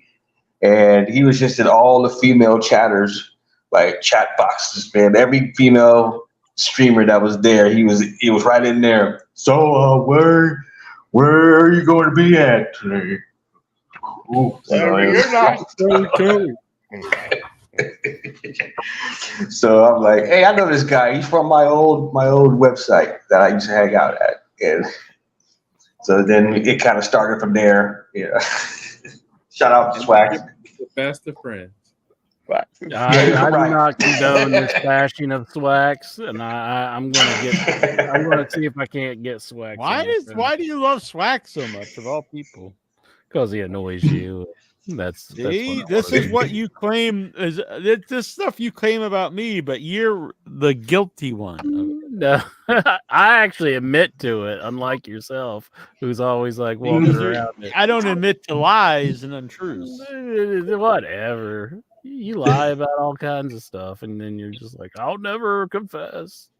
What the hell are you talking? Now that's just like bullshit. There's plenty of things you've lied about and you won't confess. And I go, I'll never confess. I don't think I've ever said that phrase in my life. Well, it makes me laugh, and I would. I know you're trying to make it a joke, but it is 100% true. You're just like, I'll never fess up to it. No, that's a funny line. That's what goes through your head, Jackie Jones. Now you're just a mind reader. Mm-hmm. So it's not even like an actual quote. It's just something you dreamt up that I said. Mm-hmm. Years ago. I found the midget wrestling. Neil's in a 1920s gangster movie. You're never gonna take me, coppers. What's on Goosey's mind? Nothing. Here it is. Cape Cod Irish Village in Hyannis, Mass. No small event. Midget Mayhem Wrestling. Tiny Brawlers. I'm sure to be Little fun. Wrestlers. Yeah, it looks fun. They don't even list their names, unfortunately, but it looks fun. No, they're too tiny. That's why you can't see it. Could be. What's the date on it? August 6th. Oh, it's on a Tuesday, though. It might interfere with In Your Head. Oh, shit. Live In Your Head from Midget. Yeah, do it on location. I would do it. Yeah, it'll be Flea. So yeah, I'll bring my tripod. We can actually because I've done the show, in Boston with Annabelle off the phone. So I could bring my phone and we could do it. It would probably be a little bit later because the show's at 8. So I assume it's probably gonna be at least 2 hours. So Hell yeah. That'd be cool. Maybe we could get some little folks on with us. Get an interview. Get a little interview. Hell yeah. We've had some little folks on the show, and I don't just mean me and Incher. Hornswoggle. Oh yeah, Hornswoggle. Meatball. Puppet the Psycho Dwarf. Yeah. Oh yeah. Way back in the day, I tried to get some of the classic guys on. It never worked out, sadly. Lord Littlebrook was one I really tried to get on, but I think he actually he had dementia later in life. It was too bad. Oh, man. That was one of my favorites. I'm a big Lord Littlebrook fan. I actually thought he was a really underrated manager, short-lived manager. And I don't mean short-lived as in small. I mean he was literally a short-lived manager. Doing it long. In WCW, yeah. He was good. I actually thought it was a good role for him. All right. What's on your mind, Jonathan Joy? Oh, go on, sir. You know the guy that produced all this? Sam Phillips? Right. Don Russell is the world's tallest midget. World's tallest midget. Yeah, I used to think that would be a good gimmick for a wrestler. It'd be like the Andre the Giant of midgets. He really likes wrestling as a teenager, so that's what they did with him. Oh. You have Kenny Omega come out and put him over. Damn. Jim Cornette's going to run him out of the business. So, before I go to Jonathan Jackson, Braun Breaker, when he power bombed Ricochet through the car, was that real glass? And if so, where was CM Punk then? Why didn't he come running out and getting in Braun Breaker's face? They would need Tony Schiavone to come in and be like, we really need you to handle this, Punk, for us. And why didn't he start trying to choke out Braun Breaker? He was having a Pepsi in the back. Yeah, I see. Funny enough, on NXT, somebody called him a hypocrite. So maybe it was because he didn't come out to Braun. Damn. Don't Step to Braun. They got a remix Don't Step to Ron. He'll be like, Braun, no break glass. Braun break you. Maybe Heartbreaker. maybe it's someone slightly bigger and more intimidating. He's not gonna try to get in their face and choke them out. He's not gonna front face lock, bro. I still think they were talking about sandwiches until he started like flipping his hair around, and Punk got jealous that he was flipping all his curly locks around, and he was like, "You motherfucker!" and he grabbed him. I think you're kind of projecting there because you used to get really mad if people had curly hair or nice hair. Huh? Yeah, that's the reason why Incher tried to front face lock me backstage. I was flipping my hair around. Oh man! You mother. What the hell is that? Is that a 747? What the hell's going on? What's just a stupid airport. That's all. Oh man! Oh yeah, Coast lives at the airport. Oh man! That's why he wants to move. Yeah, I live in the airport bathroom. He could get us Didn't they some make a movie interviews about at the that? airport. He could go and get all the wrestlers while they're getting. Oh, off that's the right. plane. Yeah. Yeah. Just stick a microphone in their face. Wasn't there a movie about that? A guy lived at the airport. Coach just hanging on to the baggage claim. Wasn't it Bill Murray? Yeah. Was it? No, it was the guy from Butts and Bunnies. I know he's a lot more famous than that, but Tom Hanks. Yeah. Tom I Hanks? think it was Tom Yeah. Hanks. Wasn't that a Tom Hanks movie? He lives in an airport. I think so. You don't hear much Terminal. anymore. Terminal, yeah. I said Okay. Terminal, yeah. I know I was at the airport and they thought I was like it was sketchy looking. They came up and started talking to me like when I was waiting on you guys. Like I thought you were the bomber there. I was just staying. I was at like one terminal and I was just waiting because I was waiting on you guys and your plane got delayed. And I was just staying there because I was afraid I'd miss you if I went somewhere. And then I didn't think. Did you all didn't have cell phones at that time either? Did you? No, I didn't get. I didn't have a cell I think phone you before borrowed that. one or something. Didn't you borrow one? Troy probably had one, but I wouldn't have had one. Yeah, I think because you called me and then I came downstairs, like because I actually did miss you. You went like downstairs somehow, and then that's when we finally met for the first time. Then we embraced, and we embraced. I bit Jack over scary. the luggage claim. He started licking my asshole. Whoa! No, that wasn't. Yeah, my I got in front of you there, and I turned it around. That's where the cavity search happened. Oh, she shattered. No, then you wondered why they were asking you to leave. And Yeah, really. I was like, well, what's so out of the sorts here? I mean, come on. here's how you say hello in the W. No, but the guy came up to me and started like questioning me, and I was like, they should, if they're coming from Long Island or where were you coming from? Long Island, Rhode Island. That's it. If they're coming from there, would they be coming out this way? And like the guy was asking me, and because I just didn't want to move. But then y'all docked.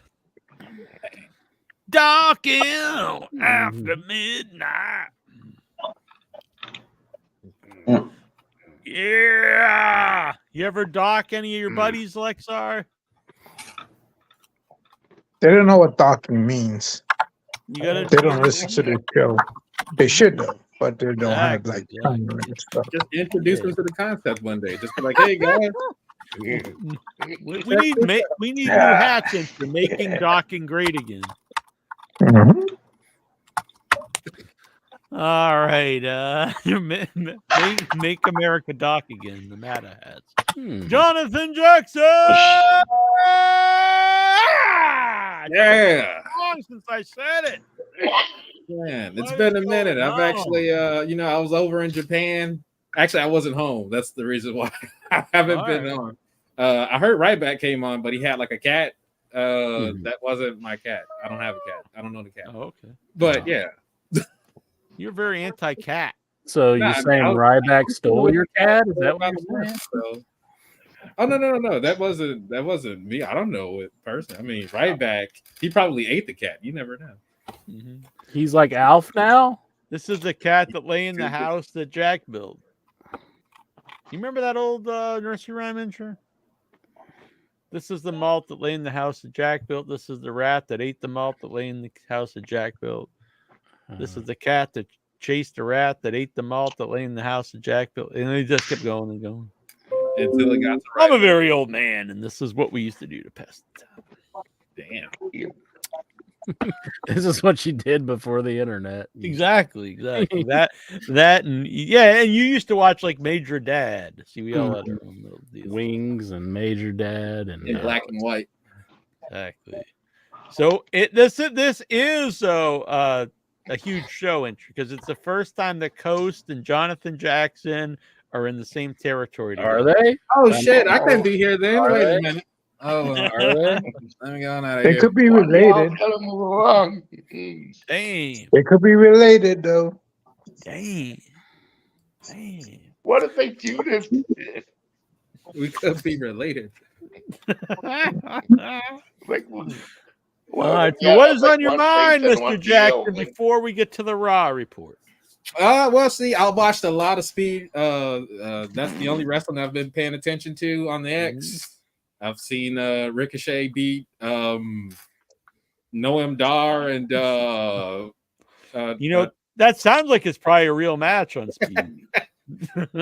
and yeah, he won it in 1 minute 22 seconds. It was amazing. So I'm looking understand Andrade won a tournament to face the Speed champion and then beat him that same after winning the tournament. And you think, well, that sounds pretty impressive, but the whole thing probably lasted like 8 minutes. Mm-hmm. They probably wait. So did he have regular matches to get into the Speed tournament? He won a tournament. Oh, I don't know if they had. That'd be something if you had to like win a qualifying match, you get in the tournament, then win the tournament, then go for the belt. Yeah, and you think, wow, that must have been an epic thing, and like it's like a 10-minute show or something. My God, my phone's blowing up. It must be. Is this Coast calling me, telling me I can't be on at the same time? Hold on, give me a moment. All your fans are like, hell yeah, seeing you back on the show. Well, we can't have both of them there. Turn one of them BET. Only one brother allowed around here. So I have we don't like two. This isn't a horror show, but I do have I've got some people involved in Arbor Day Insure. Some of them I can say, some of them I can't. Mm-hmm. But the Greasy Strangler, Michael St. Michaels, has joined the cast. Oh. Bill Whedon from Sergeant Kabuki Man, and Ed Gwynn from the Texas Chainsaw Massacre. Oh, awesome.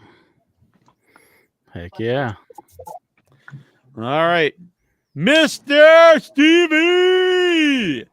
Stevie, what's on your mind before we get to the Raw report? Do you have anything? Oh, yeah. Watch some wrestling and watch the NXT show. Really enjoyed the NXT show. Shayna Baszler getting, shoot knocked out, I guess. She got shoot knocked out? I'm assuming she got shoot knocked out. Not legit knocked out. Only to appear was on that NXT Raw Battleground match. It's gonna knock There's Lola you Bunny. out. I'm gonna knock you out. Oh, man. Tonight on NXT, and I was just looking at this on Twitter. Looks like Cody Rhodes met the ex AEW stars.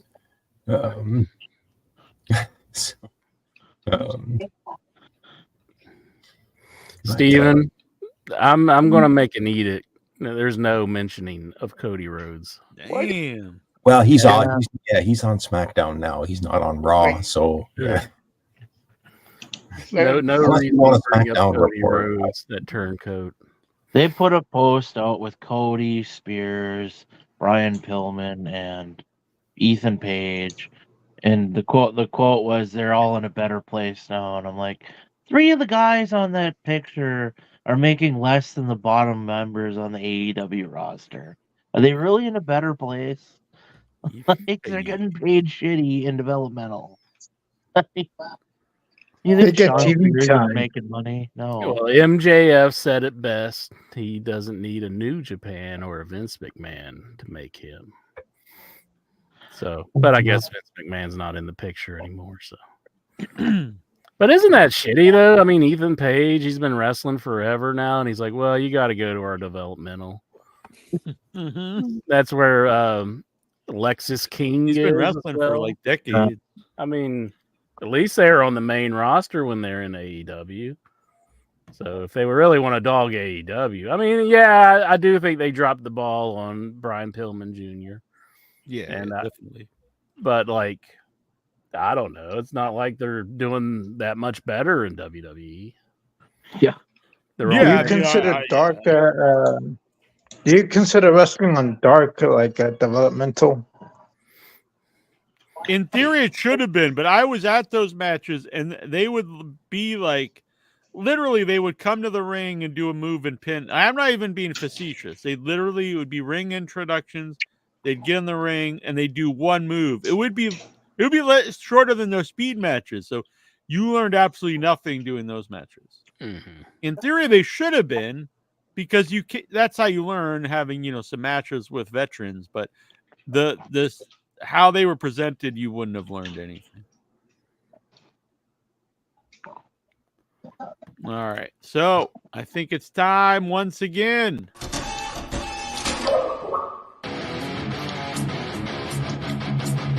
Wait a minute. After our 2 hours, 2-hour wait, let's get to the Raw report. No fucking history.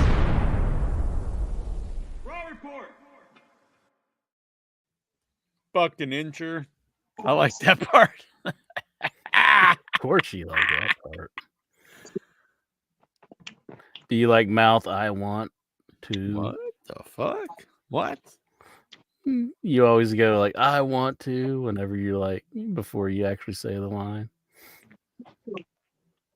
I don't know what you mean.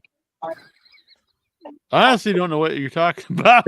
Like before you say, I want to. You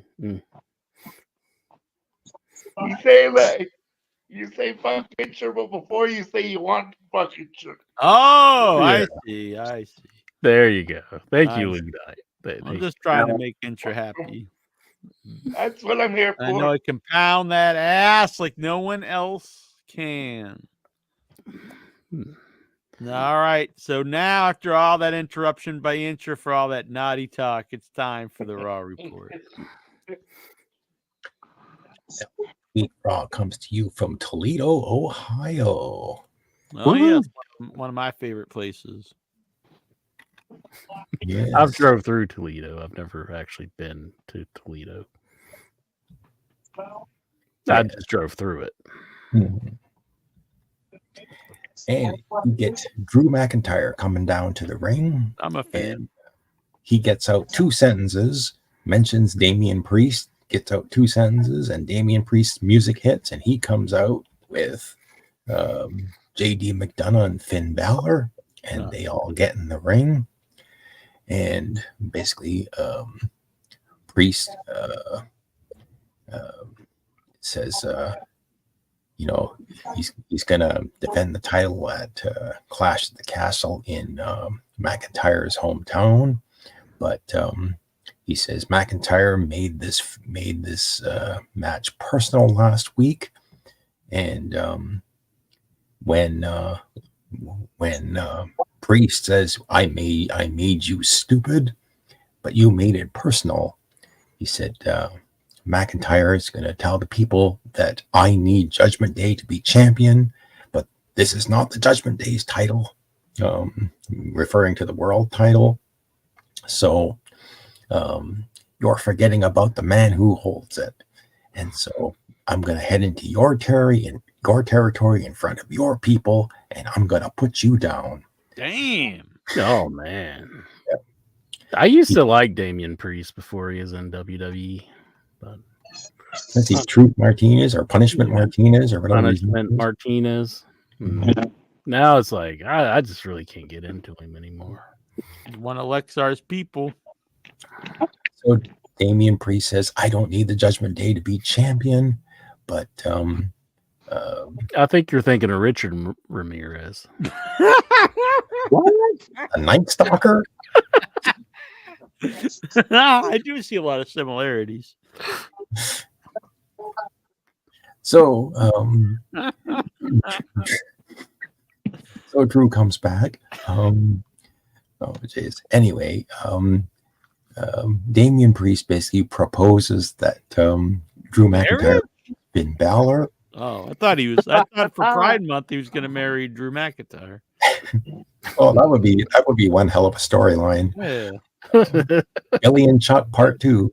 Then they could dock in the middle of the ring. Hell yeah! Yeah, Boom! space Intro. time. We should do that before the end of the month. We should do some live docking on the show. Hell yeah.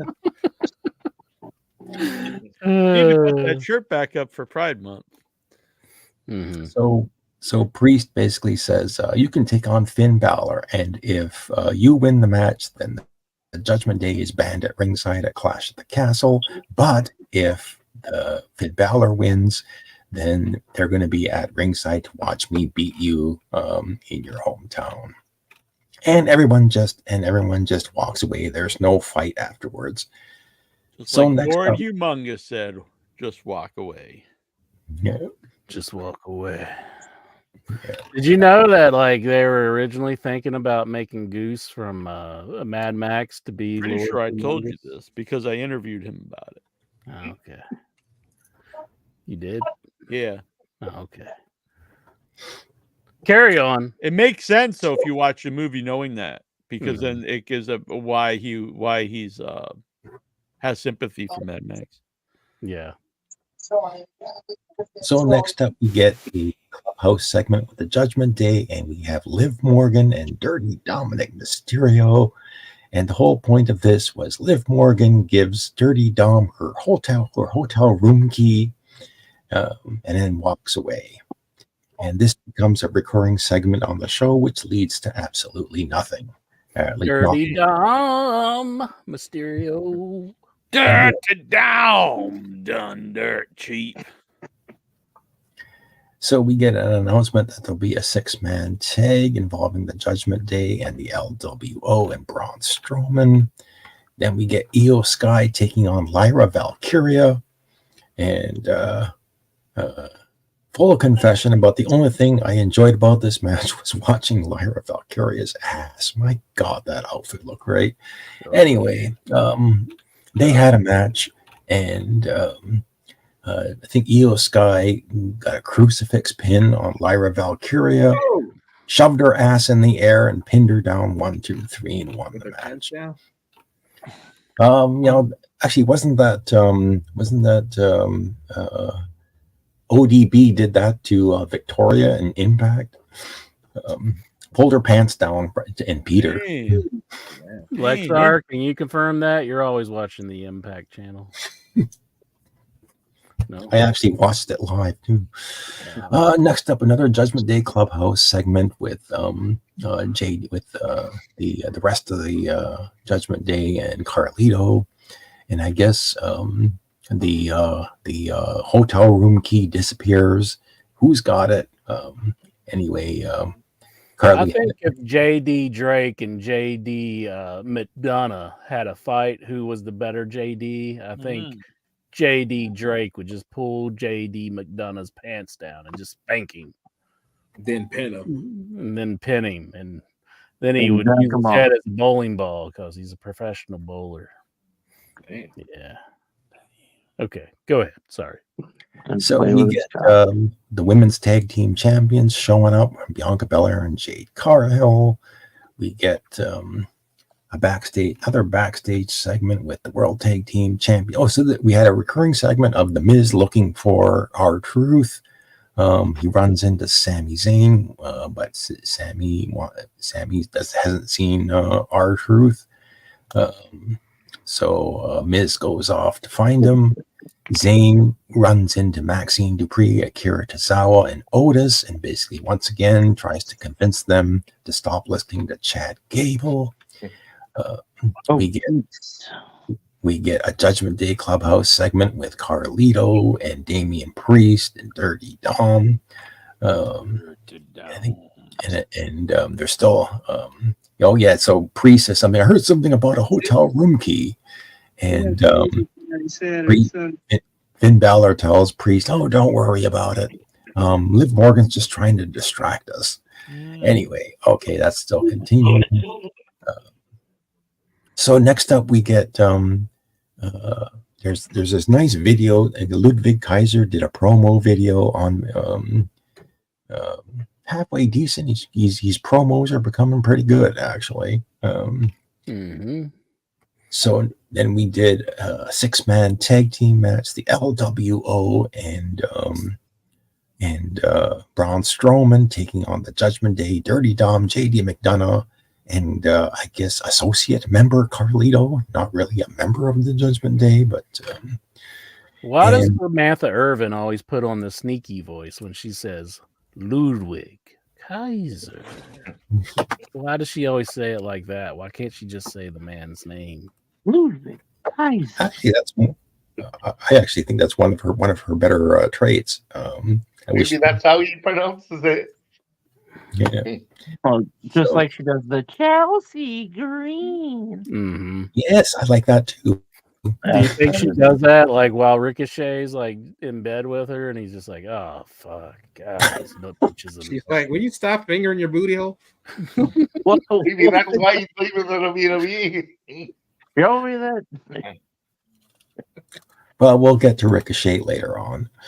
Okay, so we had a 6-man tag team match, and they were building towards Braun Strowman getting the big tag, but the heels attacked him and shoved him into the barricade, and were beating up on the mask guys. At one point, I think early on in the match, I think it was Michael Cole who couldn't tell which mask guy was who. I think he called Michael Cole. He called Rey Mysterio Dragon Lee, or mistook Rey Mysterio for Dragon Lee, or one or the other. Anyway, they eventually Braun Strowman got the big tag, and he did his run around the ring, smashing into people. The finish came when This is all I got after all these years. I'll just run around the ring and smash everybody.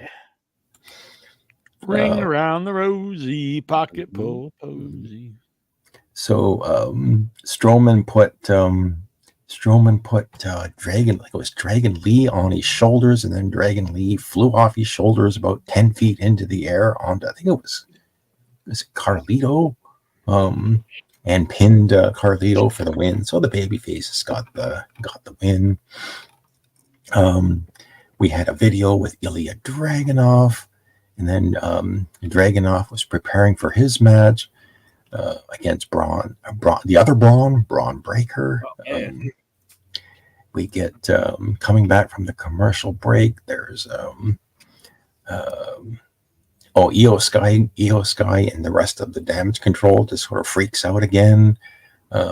We get Sami heading to the ring. Oh, and so we get another segment where Sami Zayn gets beat up. Beat that ass. This is about the 3rd or 4th week in a row that Sami Zayn's been beaten up. That'll teach him. Popular boy. So basically, Sami tries to convince the other Alpha Academy members to turn on Chad Gable, but Otis, I think he hits a power slam on him and beats him up and all that, and Chad Gable beats him up, and anyway, it's just the same thing week after week.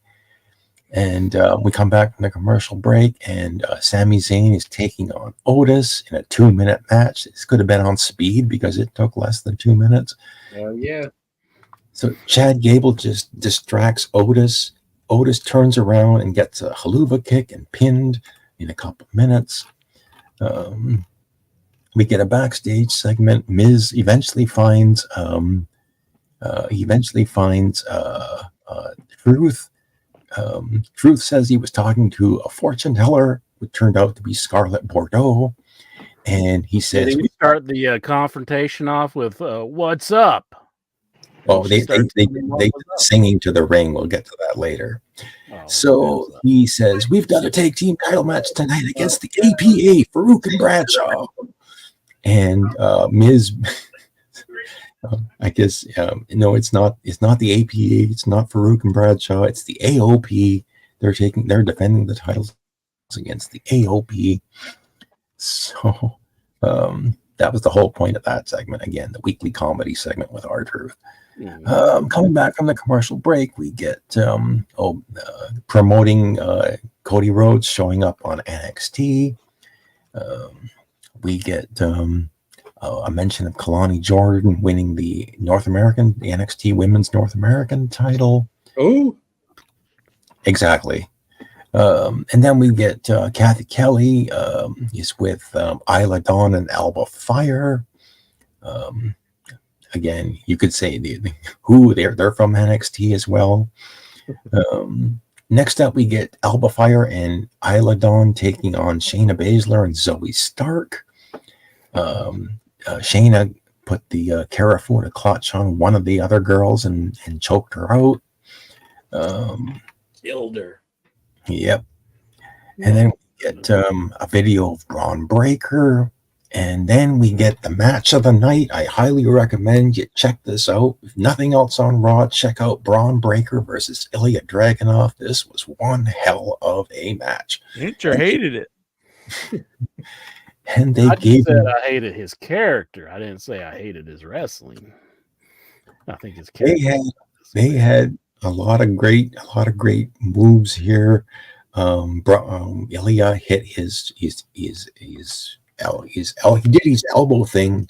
But really, better watch out for my elbow thing. I forget what it's called, but I noticed it was the safest hit you could ever do, because he actually didn't use his elbow. He actually just rested his fist on Braun Breaker's face and really didn't do anything. But anyway, Braun Breaker hit all of these spears and discombobulated Dragunov, threw him back into the ring, hit another spear, and pinned him. I think this went about 15 minutes. It was really good. I mean, these two guys have I'm a fan of both guys. Chemistry in the ring. I know Great Vince chemistry.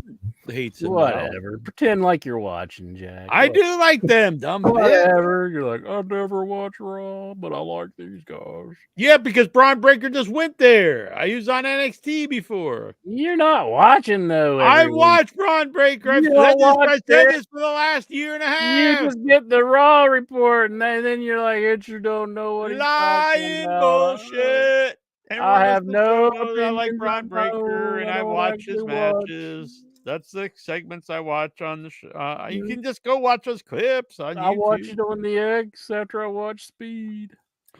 I'm Hell just yeah. argumentative because I'm a little bitch. You're argumentative because you're a little bitch. I'm How you like ru- them apples? I'm rubber and you're glue. Whatever you say bounces off me and it sticks to you. Anyway, Braun Breaker tried to attack Dragunov after the match, but then who comes out for the save? None other than Ricochet, who basically kicks Braun Breaker right into the crowd. And only. He goes over the barricade, and they just kind of we'll come back to that later. We have a Judgment Day Clubhouse segment, another one. Trying to find that, still trying to find the hotel room key.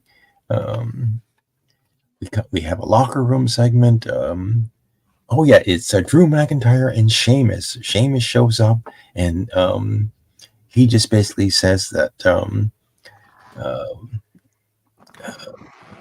yes, he's going to take on the Ken doll that is Ludwig Kaiser, but I think Sheamus is gonna be in the Money in the Bank ladder match, and if he wins, then he and Drew McIntyre are gonna have a banger if Drew McIntyre wins the world title. So we get Kathy Kelly interviewing the Final Testament, and actually Scarlett Bordeaux got some more TV time and some promo time. And next up, we get the World Tag Team title match, Awesome Truth versus the Authors of Pain. And I really thought this was the match where the Authors of Pain were going to win the tag team titles, but instead you had I think you had the referee's back was turned. Kofi Kingston and Xavier Woods came down to fight with the Authors of Pain, or one of those. Maybe it was Karrion Kross or somebody. Anyway, with the referee's back turned, R-Truth takes the tag team title belt, smashes one of the Authors of Pain guys right in the head, and then Miz just pins the guy. 1, 2, 3. What a heel move! Some good old-fashioned cheating from R-Truth to retain the tag titles. Okay, we get so this is the segment. Backstage, we get Ricochet and Braun Breaker fighting each other. Eventually, Breaker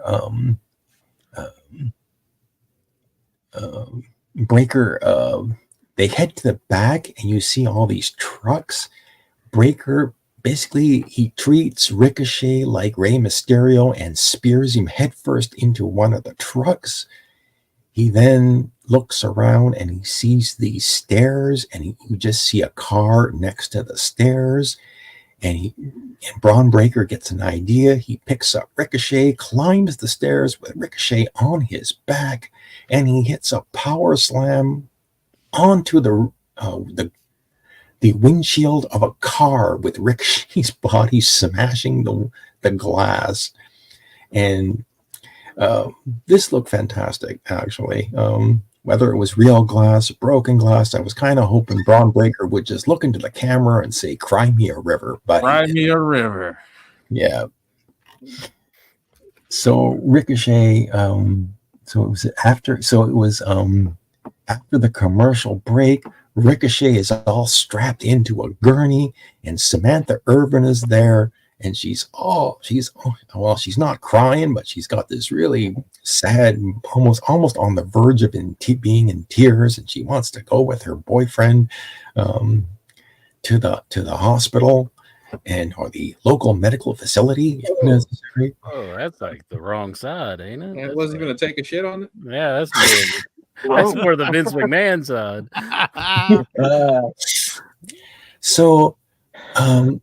So I guess depending on who you talk to, this was how they write Ricochet off of WWE, and he's gone from WWE.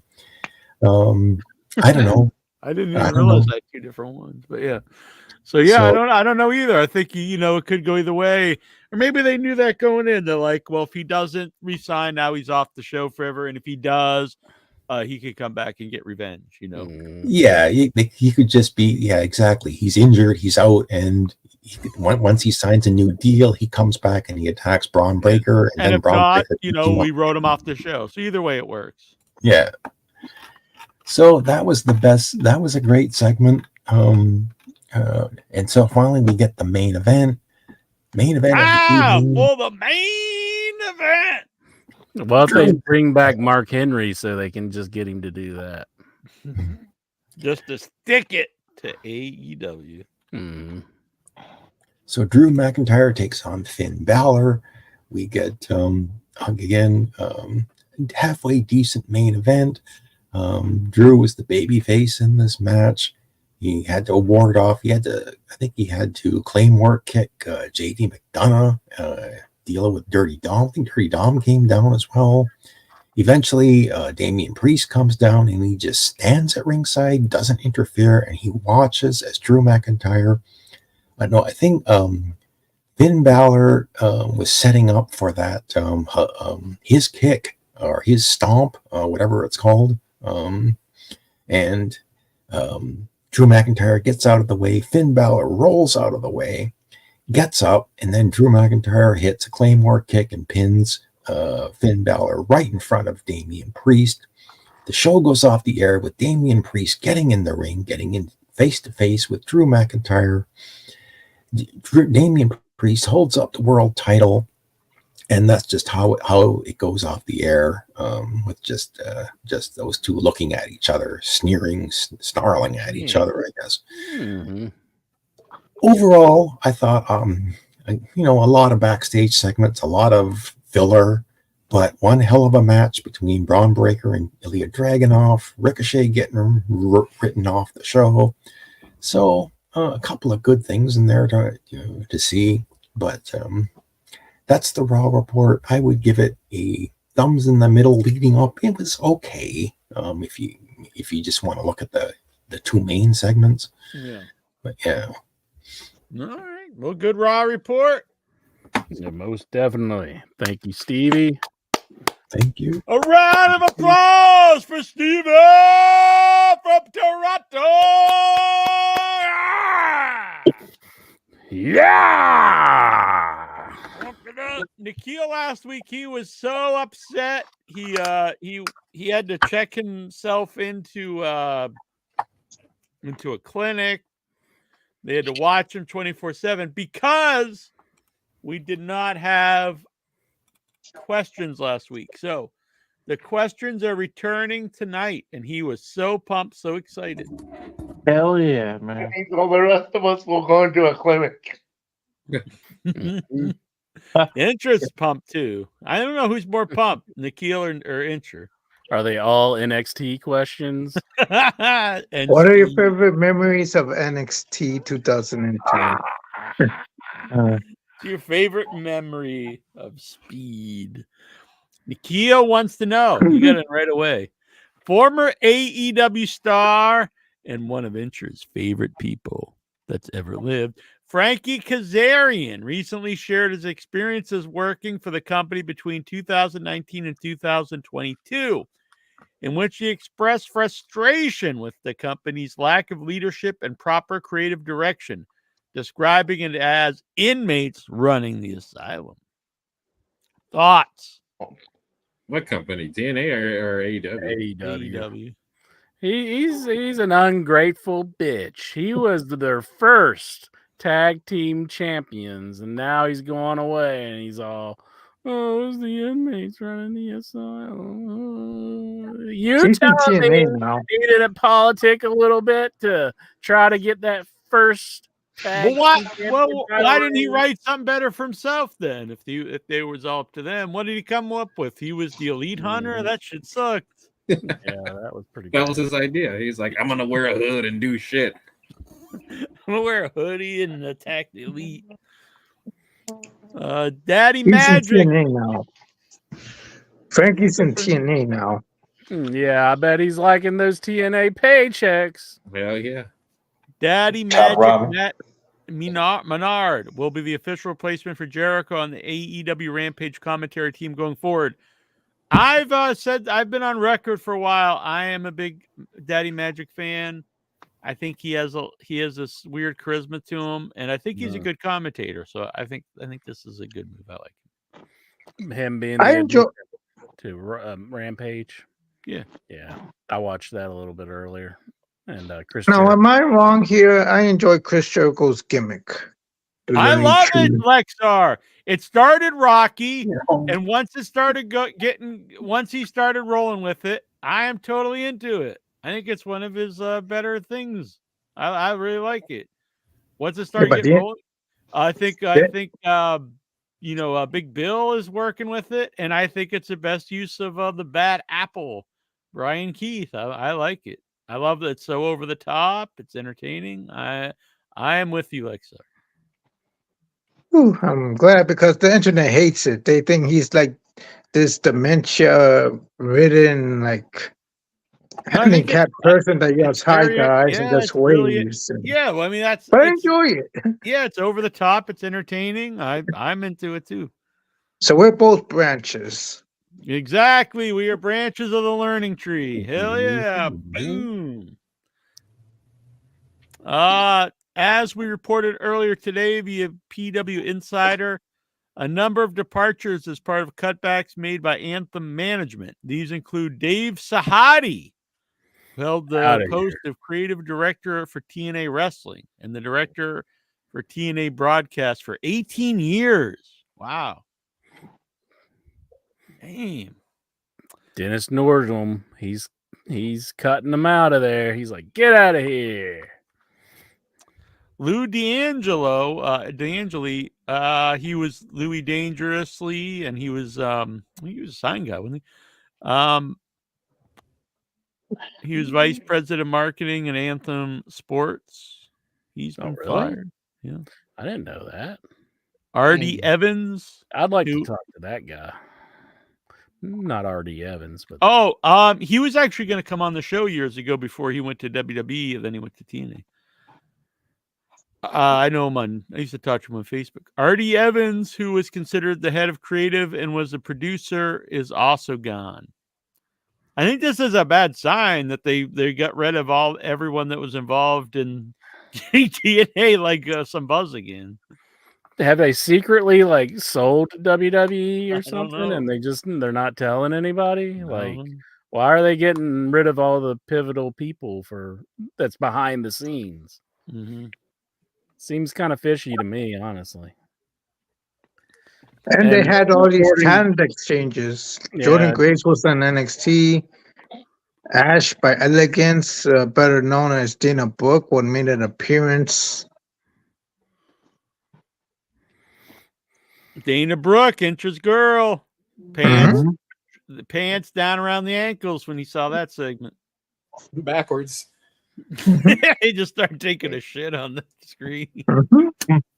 So he took a Vince McMahon. I'm Doing not. the WB. Hell yeah. Then you don't drop the trowel though; you just leave them on. Some of the stuff we went over earlier, but here's another. I'll skip the ones we went over, but thank you.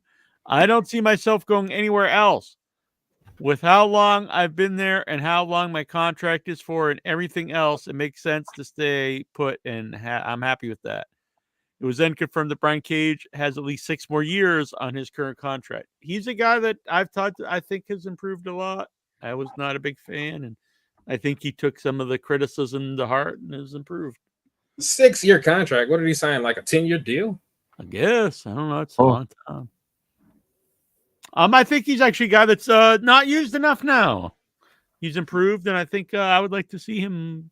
Actually, that whole group I think could be used more. The tag team's really good too. And there's not a ton of like really big dudes in AEW, and those are 3 big impressive guys who are also talented. I think you can use them much more.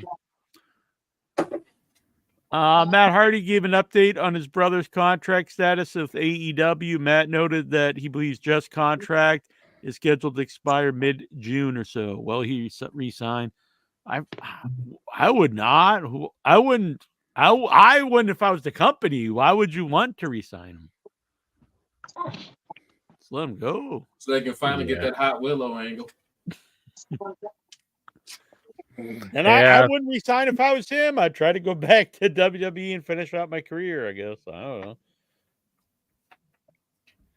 I mean, you can't do anything with him. I mean, he's totally unreliable. Yeah, I agree. I'm not going to argue about that.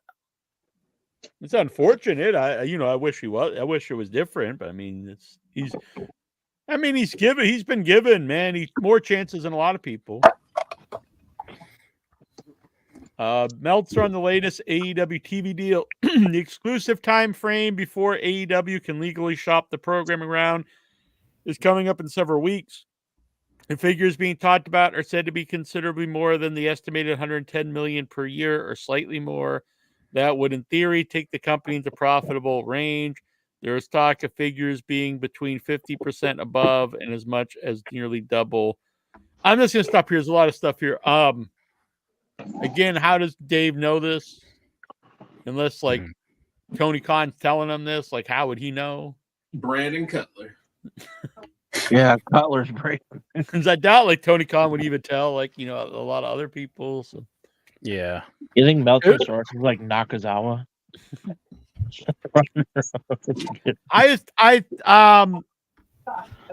They're regularly like in the top 3 watch thing on Turner, no matter what people want to say and stuff. So I assume that they actually end up staying on there. Where would they really go? I mean, I think that's a pretty good fit with TNT and TBS. Yeah. I mean, like who would pick them up? And they lost the NBA, so like Yeah, I don't know what people expect. I mean, AEW is not going to beat up the NBA and the NHL for TV ratings. Not gonna. Yeah. And to think like you're a failure if you don't is like really just kind of stupid too, you know. Like, if you're not the most watched thing in the world, then you're just. I mean, now if they start going below like Star Wars reruns, right. On this day in 2002, Shawn Michaels, in his WWE TV return, joined the NWO on Raw from the American Airlines Center in Dallas. Any memories of this? Yeah, it sucked. Good. I think his return ended up being a really good run, but coming back on to the NWO, I didn't think was particularly good. Yeah, that's pretty silly. How does Nikhil just come up with the most random fucking... Nikhil's got a good memory. He's sitting back, man. I remember in this day. How old was Nikhil then? Like 12? Like 3. How old is he now? I think he's a pretty young guy. I met him. On this day in 2013, Intra's boys Gunner and James Storm became the new TNA World Tag Team Champions in a fatal 4-way elimination match at Slammiversary 11 from the Agnes Arena in Boston. I've been there. Defeating Kazarian, Daniels, Hernandez, and Chavo, and Austin Aries and Bobby Roode. What is Intra's favorite memories of that match? Bonus points if you can remember what their tag name was. Oh, they had a name? They had a name. Let's see. Was it Tattoo Gunner. and Money? Tattoo. He likes tattoos, and I like the money. I guess it wasn't money. It was beer. Jeez, I can't think of it. Beer tats. Beer guns. I don't know what their name was. Beer MAGA. Beer money. Beer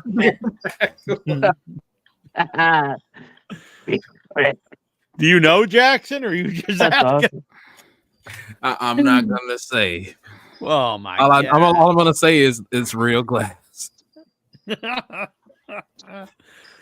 Oh, Did you just make this up, Jonathan? I mean, freaking cock tease Jackson over here. Jeez, making me look it up. For Christ's sakes, man. Look it up, boy. Let's see. Well, Gunner. That great, they're the all-time great teams. People always think they think of LOD and the Rock and Roll Express and the Hardy Boys and Gunner and James Storm. Jack was probably there. He saw it. He said he was there. No, I've been to that arena. I actually have seen AEW there, but I don't remember. The only time I remember TNA actually being in my area was at the Melody Tent. I saw him. Beer guns? Are you serious? That was one of the names I just joked. I said beer guns. Oh my God. That was Chris Sabin and James Storm. That's not it. Oh, okay. Oh, wasn't? What the hell is it? Because he's the Motor City Machine Gun. That's yeah. What happened? I thought. What about all those rumors that they were coming to AEW? Whatever happened to that? Bunch of liars. Yeah, that never did happen, did it? No. Are we talking like? Are we talking Garrett Bischoff? Oh man. Gunner and James Storm. I'm not finding it. I think Jonathan Bromans. That's not it. No, that was Robbie E. Yeah. Rob, yeah. Did they really even have a tag team name? I don't think they Nah, did. they didn't. I was just kidding. Man, we need to we How need do to you keep beat down that? Cry me a river. All right. What intro though? What was the greatest team to feature James Storm? Was it America's Most Wanted or was it Beer Money? I would say America's there's Most more Wanted. buzz behind America's Most Wanted. I agree. than there That was was like one of the hottest things in early days of TNA. Yeah. On this day in 2008, Big Show defeated Chavo Guerrero, CM Punk, John Morrison, and Tommy Dreamer in a Singapore Cane match at One Night Stand from the San Diego Sports Arena in San Diego, California. No question. He's just letting us know. He's just letting us know because we needed to know. I do not remember that match. That was the night Chris Benoit. Wait, no, it wasn't. On this day in 1988, Sting joined the NWO Wolfpack on Nitro from the MCI Center in Washington. What are your memories? I think he meant 1998, not 88. Yeah, he said 88. Uh-oh. Lexar calling out Nikhil. Damn. I think Sting be starting to join the NWOs when things started to get kind of like, On this day in 2004, La Resistance defeated Chris Benoit and Edge to become the new World Tag Team Champions on Raw from the Bell Center in Montreal, Canada. What are your memories? I'm a big fan of La Resistance. I like the team. I remember it like it was just yesterday, and I thought it was good. Did you get your wrestling dick hard? Hell yeah. Yeah. It kind of popped every time Rennie Dupree would start dancing and Taz would start singing, I'm a Frenchman, I'm from France. I really thought he'd become a big star, honestly. No, the lyrics is I'm a Frenchman, I'm a French tickler guy, I'm a Frenchman. Damn, French tickler. Damn. Mm-hmm. You ever French wear a tickler. French tickler? I think Incher has once. No. Lexar. Did I you think watch that's better for me? No, not really. Did you watch the TV Amazon show The Boys? Very good. Yeah. I've never watched it, but I've heard all good Yeah, things. it's good. I've heard about it. Were there boys in it? Damn, where are my boys at? Oh, no, not really. What a fucking Jared jip. Fogle show. The Jared Fogle show. Christian Cage says he thinks he has 3 years left on his contract. He thinks? He don't even know. Yeah, he's not paying attention. Well, he's gonna have a head injury before. Eric Bischoff believes that AEW's Hook needs to get to WWE NXT as fast as he can. Why? That's like Eric Bischoff says about everybody. He's just like, they need to go to WWE because I mean, that's a guy that's like used well all the time. That one's really kind of strange. He's a little old bitch now. Yeah, I agree. 100%. Pentagon Jr.'s contract with AEW scheduled to expire between August and September. There is interest from WWE. Do you think he will go? It's possible. I mean, they haven't used him, you know, a whole lot. I mean, he's wrestling a lot of matches. Yeah, I mean, I could see that going either way, honestly, and it's up to, you know, what he's looking for and stuff. So I don't think it would be a bad idea, like if he thinks like they're going to use him, because they always are trying to find like the next lucha star, and they usually don't really do anything. But it's you know, different management. So I don't know. It's possible. It's possible. All right. Predictions enter here for TNA against all odds. Take a look at me now. There's just an empty space. There's nothing there to remind me of the memory of your face. Take a look at me now. I watched that movie just because I've always wondered if you watch the video and don't know about the movie, you're like, this movie's like all over the fucking place.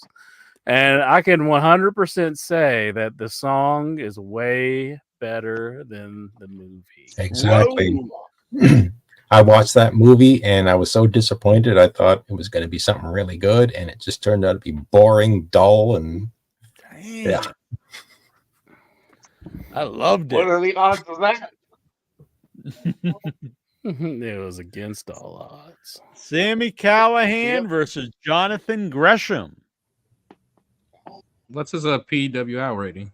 Damn, I do like his new look. I like the mask he's wearing now. I like it. Is it an octopus? It is. It's like a monstery mask. I like it. He had that in AEW, didn't he? Or is it different? No, he's wrestling. He keeps it on when he wrestles now. It's not the great big headdress thing. It's an actual mask he wrote. Oh, he wears it. Oh, okay. Yeah. I hope Gresham wins. I'm not a fan of Sami Callihan. Damn, you or Troy. Exactly. Fuck that guy. I hope Sami Callihan wins. The man who no-showed the show, interest taking his side. I hope Sami. He's a fucking traitor. Get the traitor over here, Inchman. Eric Young and Josh Alexander versus the ABC intro, not to be confused with the BBC. ABC of Ace Austin and Chris Bay. Damn, Eric Young's still there? Don't rag on Eric Young. Remember he left WWE? He's like, fuck this, I'm going back. Yeah, he stood up for his beliefs. So he's like, Yeah. And then he's like, what the hell? Then they get rid of that guy? Can I get back in now? I know. Can I come back, please? I was ahead of the curve here. I'm going to go with Eric Young and Josh Alexander. I have no I'll idea. go with Ace Austin and Chris Bay. For all these picks, it'll be I'll go with whoever Jack is rooting against. No, that's not the case. Steve Macklin and Mike Santana versus the Rascals. Spanky alfalfa. Exactly. Who are you going to go for, Jack? Spanking alfalfa, hell yeah. I'm going to go with the Little Rascals. Hold on, did you say Steve Macklin? Yeah, I'm going with Steve Macklin. I thought he left. What the fuck? Did he come back? Is this like an old show or? Yeah, I thought he left TNA. I guess he resigned. I don't even know who he is. Isn't that a guy used to like own like Memphis Wrestling or something? That's Corey Macklin. And Mike Santana, is he the guy? Oh, Mike Santana's the guy who's kind of powerful. No. Yeah. I wasn't good enough for AEW. Yeah. I don't know. I'm saying the Rascals take it. Little Rascals. Yeah. Spanking the gang. The game. Mustafa. Oh boy. Mustafa Ali. Fuck me. Who I heard always was going to be this giant star. Defending the X Division title versus Trent Seven. Any favorite memories of Trent? I'm going with Trent Seven. He's got a cool mustache. I'm going with Mustafa Ali. Mustafa Ali. Fuck that guy. Even though I can't stand him. What did he ever do to you? I don't know. He was just so bland in WWE.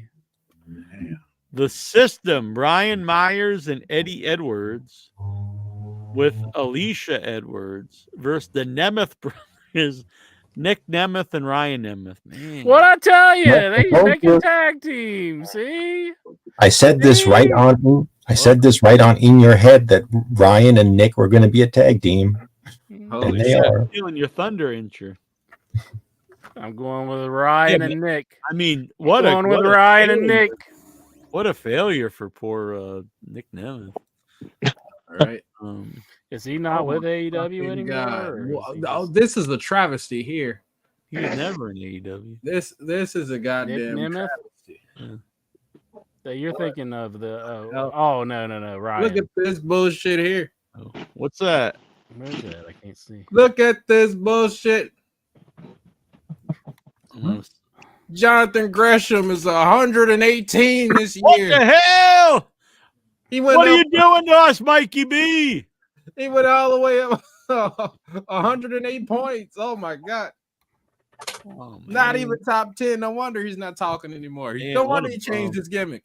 I'm gonna go with the System because fuck the Nemesis. No, the Nemesis are fine, I guess. Fuck the System. I really don't give a flying I don't know fuck. who they are. I'll go with the System then. I'm changing my answer. I'm going with the System. Jordan Grace versus TBA for the knockout championship. Yeah, There'll be someone from WWE coming in. it's ODB's new gimmick. She's now TBA. That TBA's barbecue sure is spicy. I'm gonna go with Jordan Grace is gonna beat TBA. Yeah. Is it gonna be Dana Brooke? Actually, I'd like to see Roxanne Perez show up, do a rematch from the NXT show. What if it's Becky Lynch shows up? What if it's Dewdrop? Damn. Dewdrop. Jordan Grace for me. Interest going with TBA. Yep. TBA all the way. Oh my God. Moose versus Broken Matt Hardy. The main event. Fucking Matt Hardy. Yeah. Good Lord. I'll go with Moose. Breaks him even more. Yeah, exactly. If Matt Hardy keeps wrestling, he's gonna be broken. Literally. Yeah, literally broke. Kevin Nash made his WCW. I can't say that sounds like a very riveting show, but I hope it does well. Kevin Nash made his WCW return and formed the Outsiders last week. I mean, no, back in the day. Whoa. Now it happened in West Virginia, Incher. Were you there? Was Incher there? And was he pumped? That was Wheeling, West Virginia. Wheeling, West Virginia. I've never been to Wheeling, West Virginia. Why not? Why do you hate Wheeling so much? I've just never been there. Yeah, it's right down the street. You could just walk there. No, it's pretty far from me. It's like 3 hours. You have a really long street? No. Oh. You mean Jackson's Lion? Crimea River. Clash at the Castle. Okay, folks, it's 12 o'clock. Gotta go. Good night, Stevie. My friend, my Padre, the chief of the Headyverse. Oh, he's out. He just drops us like a bad habit. Dang. His wife wants some of the Stevie. I know, she just took him out like Braun Breaker. She's like, I need some of the tomahawk back here. He's going for the speed title. That's what it is. So let's see. Bianca Belair and Jade Cargill versus Alba Fire and Isla Dawn for Shayna Baszler and Zoe Stark for the women's tag belts. Who the fuck cares? I like Jade and Bianca. So. You said that's on the NXT show? No, it's on Clash of the Castle. Oh. I'll go with Alba Fire.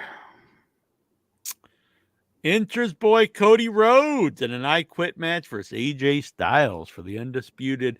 You can't have an undisputed title match on a show that's main evented by another world title. That's the dumbest shit I've ever heard. Imagine Mike Tyson. Okay, they need to feud it a little he bit. went around, he got all the belts, and then he became undisputed. And imagine then pay-per-view, Don King's out to say undisputed champ, blah, blah, and then he's on the show, he defends his belt, and then another match after that is for another world heavyweight title. It makes no sense. I made up one at that one. Yeah, like we're gonna make up another title. No lineage. Good Lord. So stupid. That is just stupid as hell. And anyone who argues with me, you're dumb as shit. How much do I gotta send AJ Styles to just like shoot on Cody Rhodes? Like, how much do you think it would take for AJ Styles? I'll contribute to that. Give him enough money to fix that haircut. I'm pretty sure AJ could take Cody. Why? Just because you don't like Cody? Yeah, basically. Oh, okay. That makes sense. I'm going with my boy Cody. Yeah, Cody. Adrenaline. Cody. And my soul. Cody. Yeah. Adrenaline in my soul. All right. I'm gonna get an interest hole. Oh. All right. This is what's going to come between us right here. What? You're going to go and pick Cody Rhodes just to spite me. picked ABC That's what you're just to doing. spite me. You're like, I'm going with Anna Nicole Bay or whatever the fuck the guy's name was. Anna Nicole Bay. I hope you're happy out there, Nikhil. You've driven a wedge into this show, and it's Jackie Jones picking Cody Rhodes. Cody, How can you? Cody, You can't finish do the that. story. Keep the Oh, story my God. going. He finished his story. Now it is the never-ending story. That's what I think the new angle should be.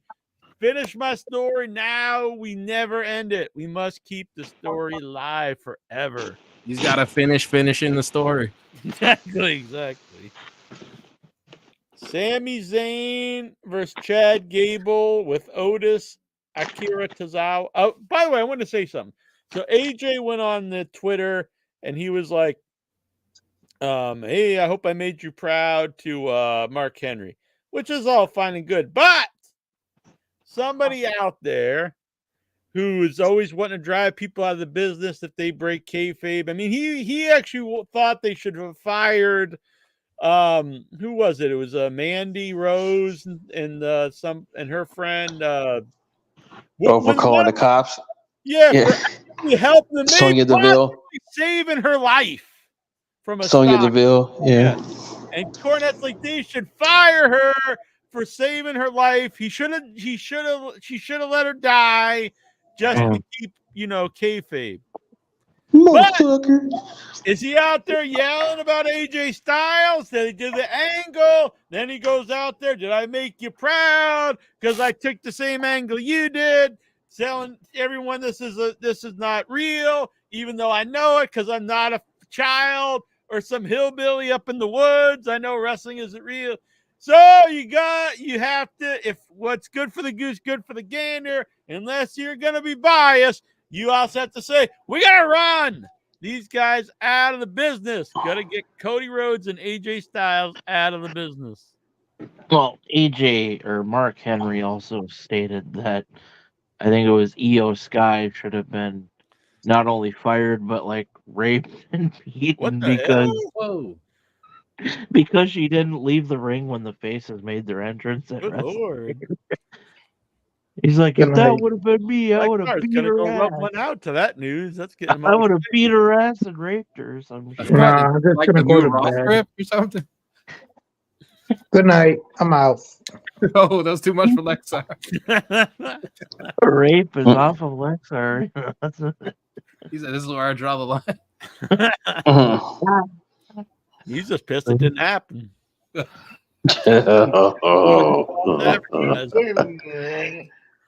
Sami Zayn versus Chad Gable with Otis, Akira Tozawa, and Maxine Dupree for the Intercontinental Championship. Let's go Sami Zayn. Although I think Chad Gable's actually going to win. Nah, not in Europe. That's a good point. Bailey defending the women's title versus Piper Niven. Oh, boy.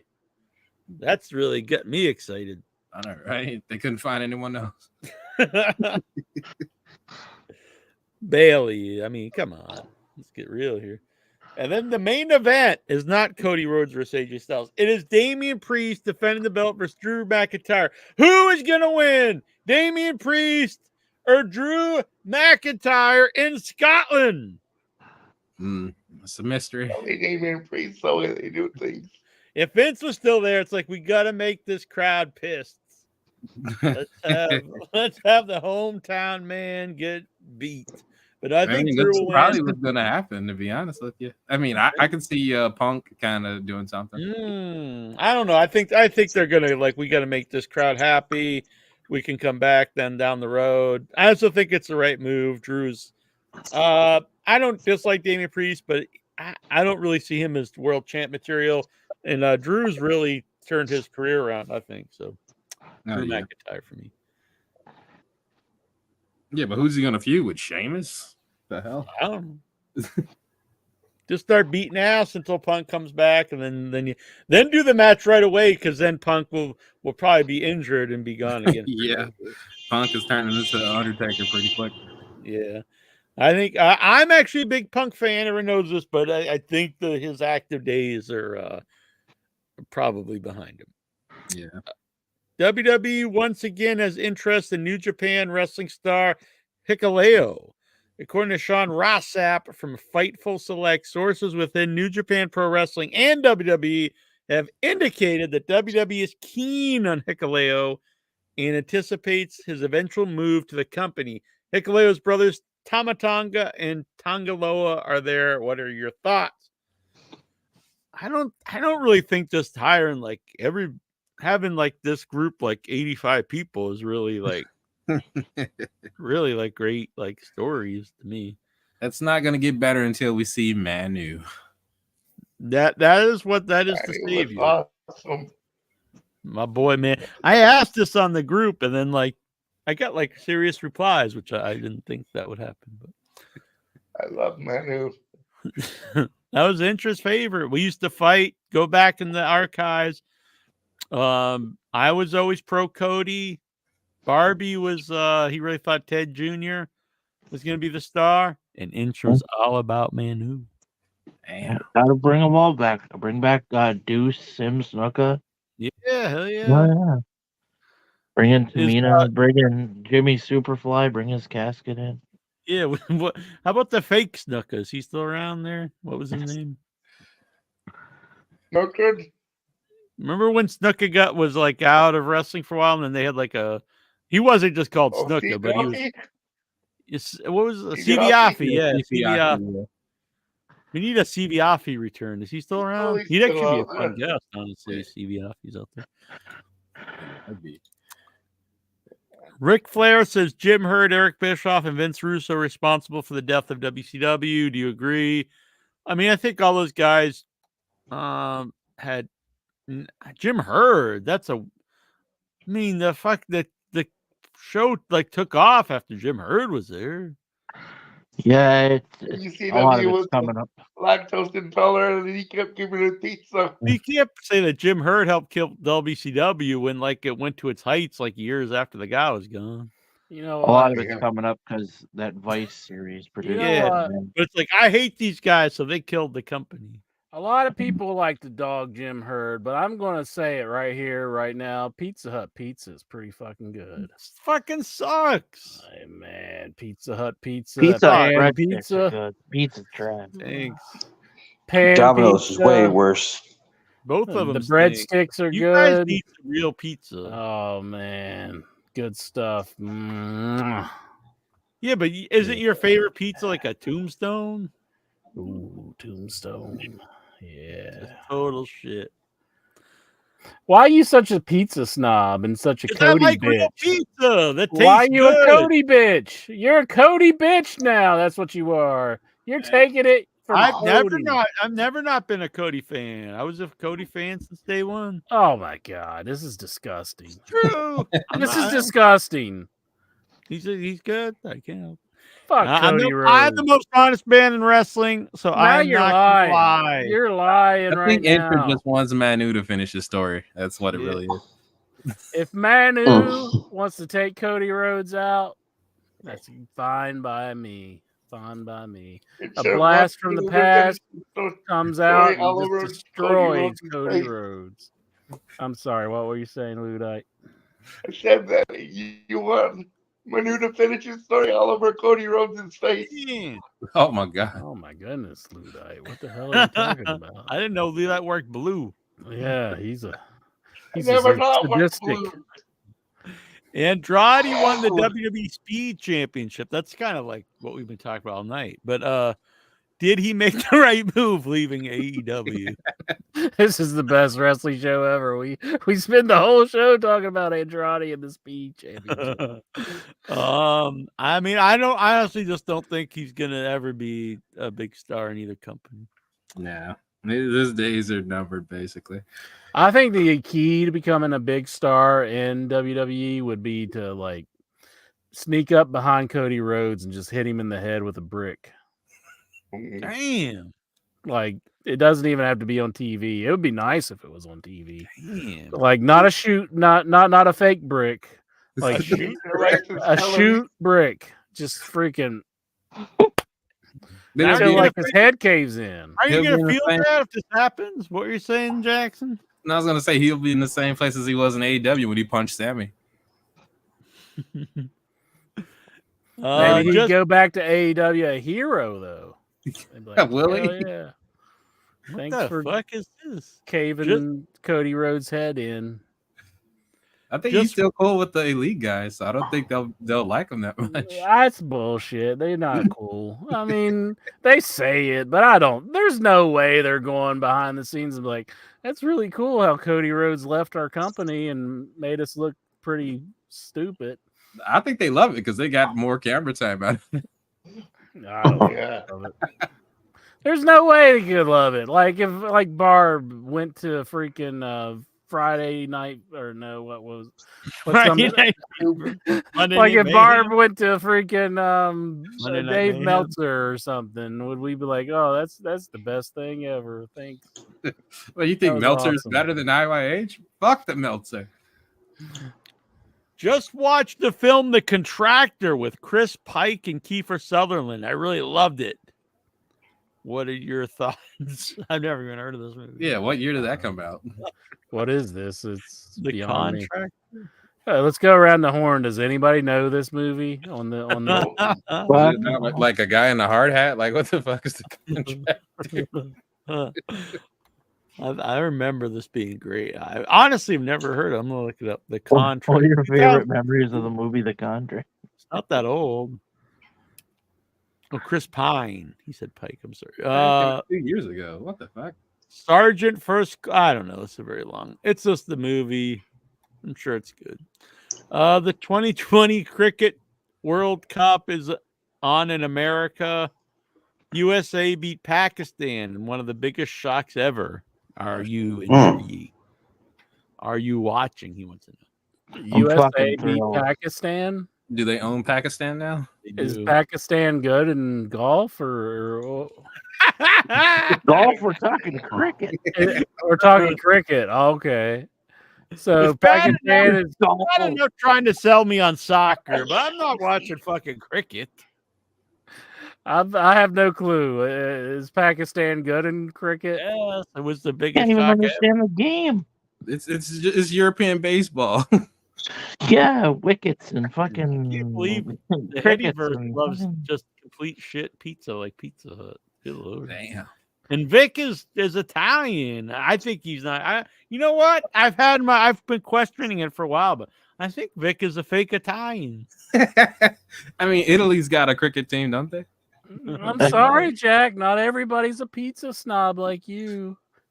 You're I like, didn't think everyone just likes, total shit. Damn. listen to you. You're like, oh, it's total shit. It does suck. I mean, it's just really bad. Netflix announced. You were eating it up on the party bus, pal. And I Don't told you how give me that. and now you're gonna completely lie because you know You were loving I said it completely sucked. You're like, and I here, didn't- eat you some pizza. No, bud on you the party not. bus. Again, Party now bus! you're caught in a complete lie, total and utter lie. Dishonest. Is that your intro. only time you've The ever most had pizza? honest Hut? man in podcasting and the most dishonest. Okay, man. I want to ask you a honest question. Was that your only time having Pizza Hut? No, I used to have Pizza Hut when I was a kid, and I didn't think it was bad. And then I had it again as an adult, and I was like, "Wow, it's really sucks." Was We that do the not time have- that you're thinking of, like on the party bus? It was really awful. Yeah. Well, I mean, remember it not it bad, is but I'm- cold. I mean, they just, that was really lousy pizza. That was incredibly bad. well, it was sitting like behind this the Don't matter. I've concession had stand cold for a pizza while. still fine. But I was also in Atlanta, and I don't say that to, but honestly, most places that don't, if you're out of like the Northeast, usually pizza really sucks. Spoken like a true pizza snob. Listen to you. It's like if you're not in the Northeast. True. pizza's Boston, so New good. York. I mean, that's why people talk about New York pizza. I mean, it's like no comparison. I've heard of New York pizza. I've never heard of Boston pizza. It's basically the same thing Because because you're like declaring They're your the- they're the city like exact up same- they're up the there with exact same New pizza York. because they're both actually Italian pizza. Because the thing is, you have to be a place that has a lot of Italians. You know, how to make Jack's like, I'm from Boston. it's So actually of really course good Boston's Connecticut the pizza too. best. Really, there's a chain. Frank Yeah, they're Pepe's, called Frank Boston pizza. Pepe's is a really good Connecticut pizza. And I went to that chain, Johnny Boy, and they just gave me like a shit on the brick, and they're like, "Look at this. This is our Yeah, pizza." pretty much that's Boston pizza. Hell yeah, What? shit on the brick. Wait, That's what? right. Shit on a brick, Jack. That's what they give you at Boston Pizza. Shit on You the guys chain? have that there, or is that just us? I never even heard of pizza of a place called Boston Pizza. I didn't know it was a chain either, but Give me a Uh, chain here. Netflix announced the return of Wallace and Gromit with Feathers McGraw. Who? is he speaking English? Are you excited? It's What's some he British talking about? animated Yeah, show. that's Who knows? What is happening? I don't know this show. You wouldn't. It's On this, yeah. Are you stereotyping me, Jonathan Jackson? You're like, I mean, "You nobody wouldn't from, know." I mean, not too many people in America know Wallace and Gromit. That's like, the most we might know is Mr. Bean and maybe even Doctor Who. That's about it. Is it like Downton Abbey or something like that? No, it's an animated show. It's like a kid's it's not a cartoon, but it's like a 3D animation. Like Peppa Pig? No, Peppa Pig's a cartoon. Originally written by a guy that also does ghost stories. on this day in 2012, AJ Styles and Kurt Angle defeated Frankie Kazarian and Christopher Daniels by submission, become the new World Tag Champions of TNA at Slammiversary 10 from the College Park in Arlington, Texas. Other matches included James Storm defeating Crimson, Austin Aries defeating Samoa Joe. What are your memories of this amazing show? I don't even remember what tag team you just said. It was, I didn't know AJ and Kurt Angle were ever a tag team and that they were champs at one point. Oh, AJ and Kurt. Nah, I don't remember that one. Good Lord, how many questions you sent in? On this day in 2008, Samoa Joe defeated Booker T, Christopher Cage, Rhino, and Robert Roode in the King of the Mountain match. What are your memories of this match, Incher? King of the Mountain. I remember them not. They were weren't they really convoluted rules, like you go in a penalty box and stuff? Yeah, I remember they had like around the horn at like TNA wrestling, and like they were asking everybody if they knew the rules to the King of the Mountain match, and the only person that knew it was I know his name, Willie Mack. Willie Mack. Willie Mack. Yeah, he knew he knew the rules. He was just like, yeah, he said it. It's pretty funny. He's like, you gotta climb a ladder to get to a ladder to go climb the ladder and grab a briefcase that has a key in it to unlock another ladder. We need to incorporate this on the show somehow. Man, you have I'm to get like a key. I'm like hungry for some Pizza Hut right now. God damn. You guys just like total garbage. Is Round Table on that side of the country? What? Round Table? Is that on the East Coast? I've never heard of it. What Oh wow. It's a pizza chain. All they got is Pizza Huts and sheets. Yeah, I don't even have good Pizza. grief. I don't even have Pizza Hut actually. I don't know if there's a Pizza Hut in Massachusetts. If there is, there's none near me. We have Domino's, and that piece of shit company Domino's. But as far as chains go, for me it would be Papa Gino's. Is the Papa Gino's and what's the other one? I can't remember. The original one. Anyway, there's one from the but I would rather go to like a real pizza place. Hell yeah. Lexar. WWE has banned Vince McMahon from entering or visiting the new WWE headquarters in Stamford, Connecticut, including the gym that was made for his workouts. Are you sad? Hell no, bitch! Was his workouts in the bathroom where he took a shit?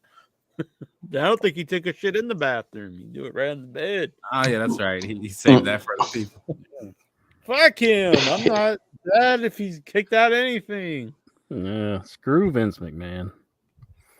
really taking a lot of my love away from WWE. It's like I feel like dirty watching it. It's like fuck. Well, it makes me a little easier to watch it now, knowing he's not there. I'm glad he's not there now, but it's still like, geez. Yeah, it leaves a bad taste in your mouth. It legit makes me sad that there are people who just love the man. Like, what the hell's wrong with you? Natalya and Ricochet could be leaving WWE and could be working for AEW or New Japan in the future. Are you intrigued? Natalya, I don't know. We haven't talked about her, so I'm never really been a big fan, but she probably should have left a long time ago. Yeah, I think that's one that's been around so long. It's kind of hard to be like, hell yeah, she's gonna be making waves, and I don't know. It's hard to get excited. I mean, and it's like we really never knew her from anywhere else. She pretty much got hired by WWE, and she was fairly. She was actually pretty big in the Indies. I remember at actually one of the fan fests we were at. She was at one of the fan fests? No, but someone had. She had a buzz about her, and they actually asked Jim Neidhart about her, which I hate saying this, but he didn't even know who they were talking about, and he's like, "Who?" And they're like, "Your daughter," and he's like, "Oh yeah, she's doing good." Well, I mentioned the match that she had with Charlotte Flair with Jim Neidhart when we had him on the show, and he seemed kind of confused. Yeah. This was during the Q&A. Someone just asked, it was him and Bret Hart, and someone asked him about his daughter. Well, he didn't say his daughter, he said Natalya, and he's just like, ooh. And they're like, your daughter? And he's like, oh, yeah, she's doing good. Maybe he didn't hear him or something. I don't know. Give him benefit of the doubt. I don't think so, but okay. Yeah. That same show is he got in a fight with a fan in the bar. Didn't Falco break that up, Mr. Falco? I don't know, maybe. He's still on my Facebook. Shane Falco. The Rocky Amadeus guy? No, no. I wish they were the same, but they're not. Will Ospreay's taking a hiatus after Forbidden Door for what he says is a hectic schedule. What's he wrestled like? What's he wrestled like 4 times? Ospreay came out and said that whole report's bullshit. Oh, okay. I kind of remember that now, Goosey. Yeah, it's like what? Why would he stop? He wrestled like he works 1 day a week. Yeah, hectic schedule. He goes 1 day a week, maybe 2 if he's on Collision. Will Ospreay also wants Tony Khan to hire Scott D'Amore and let him run Ring of Honor. Yeah, that'd be great. Be a good idea. That wouldn't hurt. Upper management of TNA, Gail Kim, Tommy Dream, and a few others were in attendance at NXT Battleground. What does this mean? I mean, I don't think any of that stuff means much anymore. Like these companies, they're not run by crazy people. They don't really care if you go and watch stuff. I mean, it could mean that they're going to do something, but it could just mean they were there in attendance watching the show. Rhea Ripley was backstage at Double or Nothing in Las Vegas. What does this mean? The same thing I just said before. Nothing. It just means she was there watching her boyfriend. Probably. But what does it mean, Jack? It means she's going to ROH. Clash. They'll be like, some guy from the Raiders was watching the Rams play or something. Last week was the final episode of Wheel of Fortune hosted by Pat Sajak. I didn't know that. Mm-hmm. There will be reruns of the show throughout the summer until Ryan Seacrest hosts the show. Thoughts and memories of Pat Sajak. I mean, I'm not like I grew up watching it, but I mean, he was the host of it throughout my whole lifetime. Yeah. I always thought he just seemed very pompous. I'll say that. It was really short-lived bomb of a late-night talk show. Mm-hmm. Yeah, he just kind of. I mean, he was all right at what he did for Wheel of Fortune. Yeah, it wasn't like very unlikable to me, though. I have to say that. Yeah. I mean, people loved him, so don't get me wrong. But for me, he seemed very phony and not didn't seem like a good dude in my opinion. I think after you just admitted that, I'm probably the biggest Pat Sajak fan. I could see that. Ever walked the face of the earth. Hell yeah, Pat Sajak. You ever drop trowel when you're watching the Wheel of Fortune? Savannah, maybe. Oh yeah. Incher's gonna buy the O.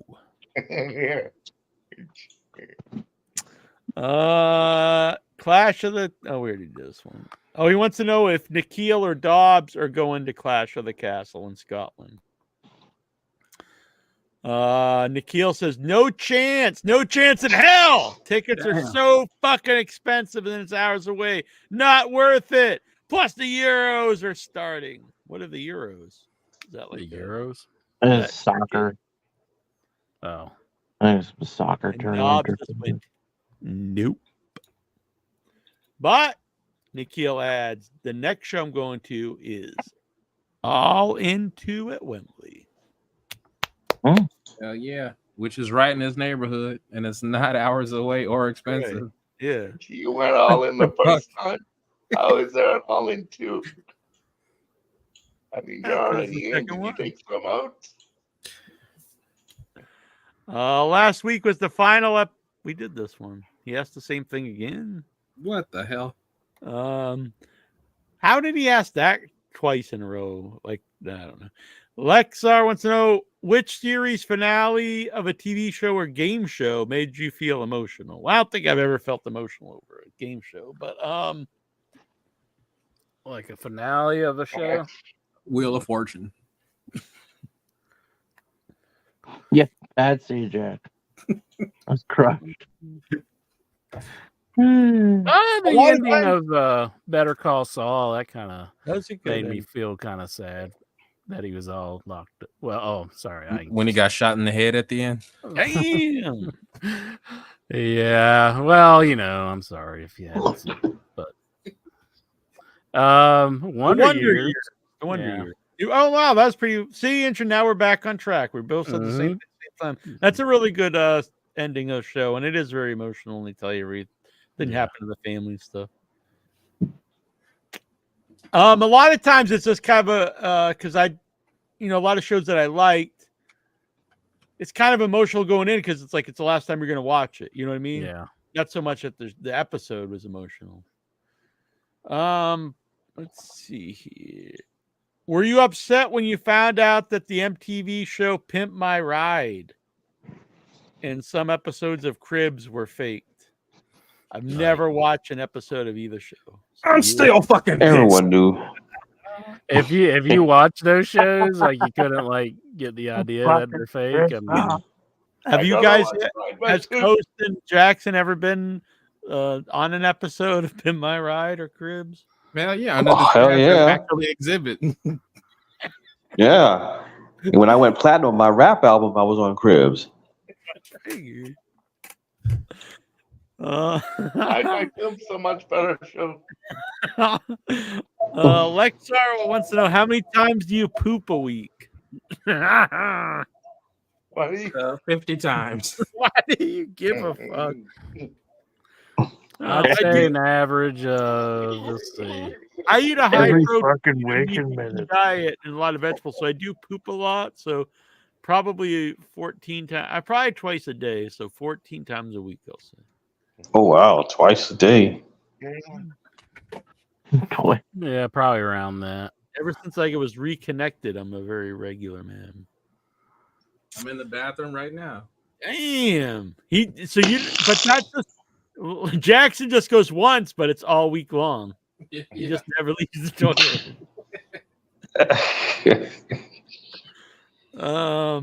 Thoughts on the current economy? Fucking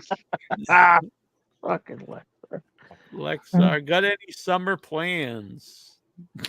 I think we'll still be answering these questions.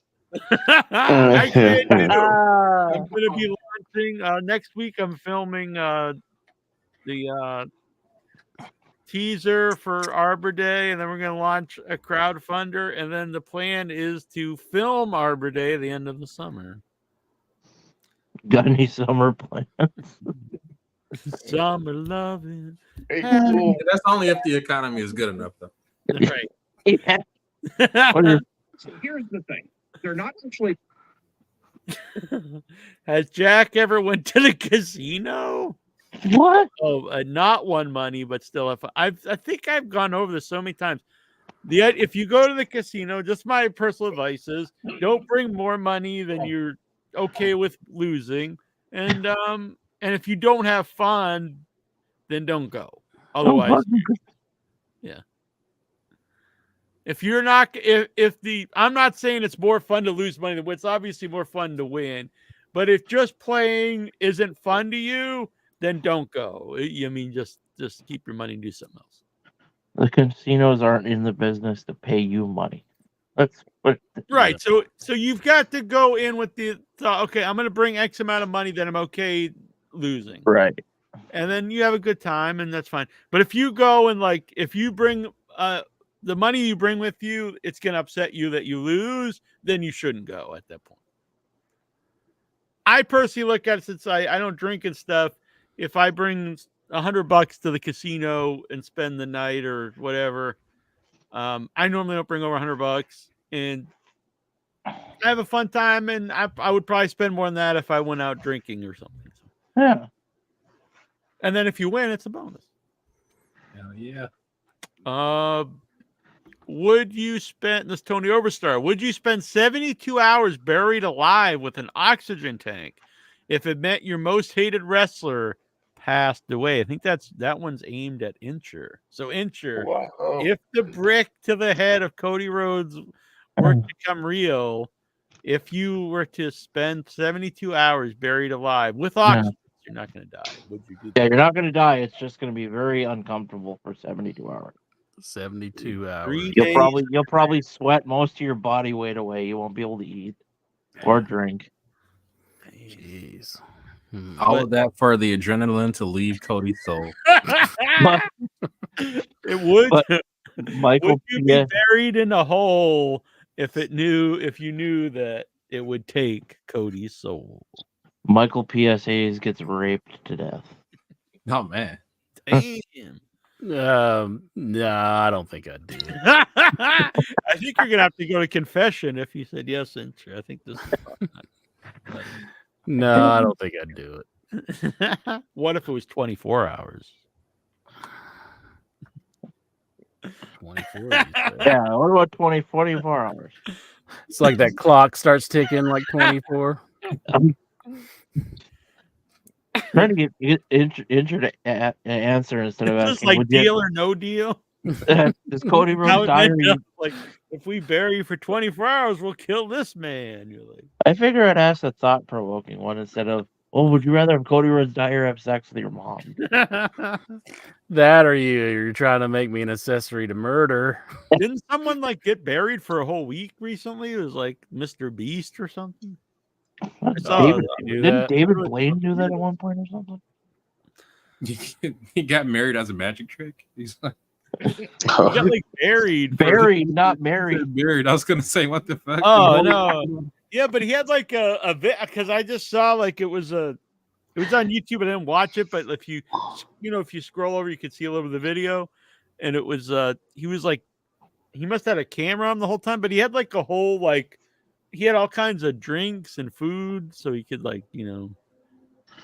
So he wasn't truly. Oh yeah, no, that shit's so fake. I'm pretty sure. Look, if you're in a bunker, that's you technically also being buried. right. So right. I mean, in context, you got a toilet. Yeah, you got books to read and internet and stuff. Like I was buried alive in a luxury bunker for 3 weeks. What the fuck? Yeah, that actually sounds kind of fun to me. Yeah, I know, right? How special is a this is Brian Matthew Clutter. How special is a person who asks if you were sad when alleged sex abusers and traffickers face mild repercussions for their actions? I like to see that. That makes me happy that you asked that, Brian Clutter. Mm-hmm. Now that piece of shit Dave Sahadi has been released, could we potentially see future TNA guests now?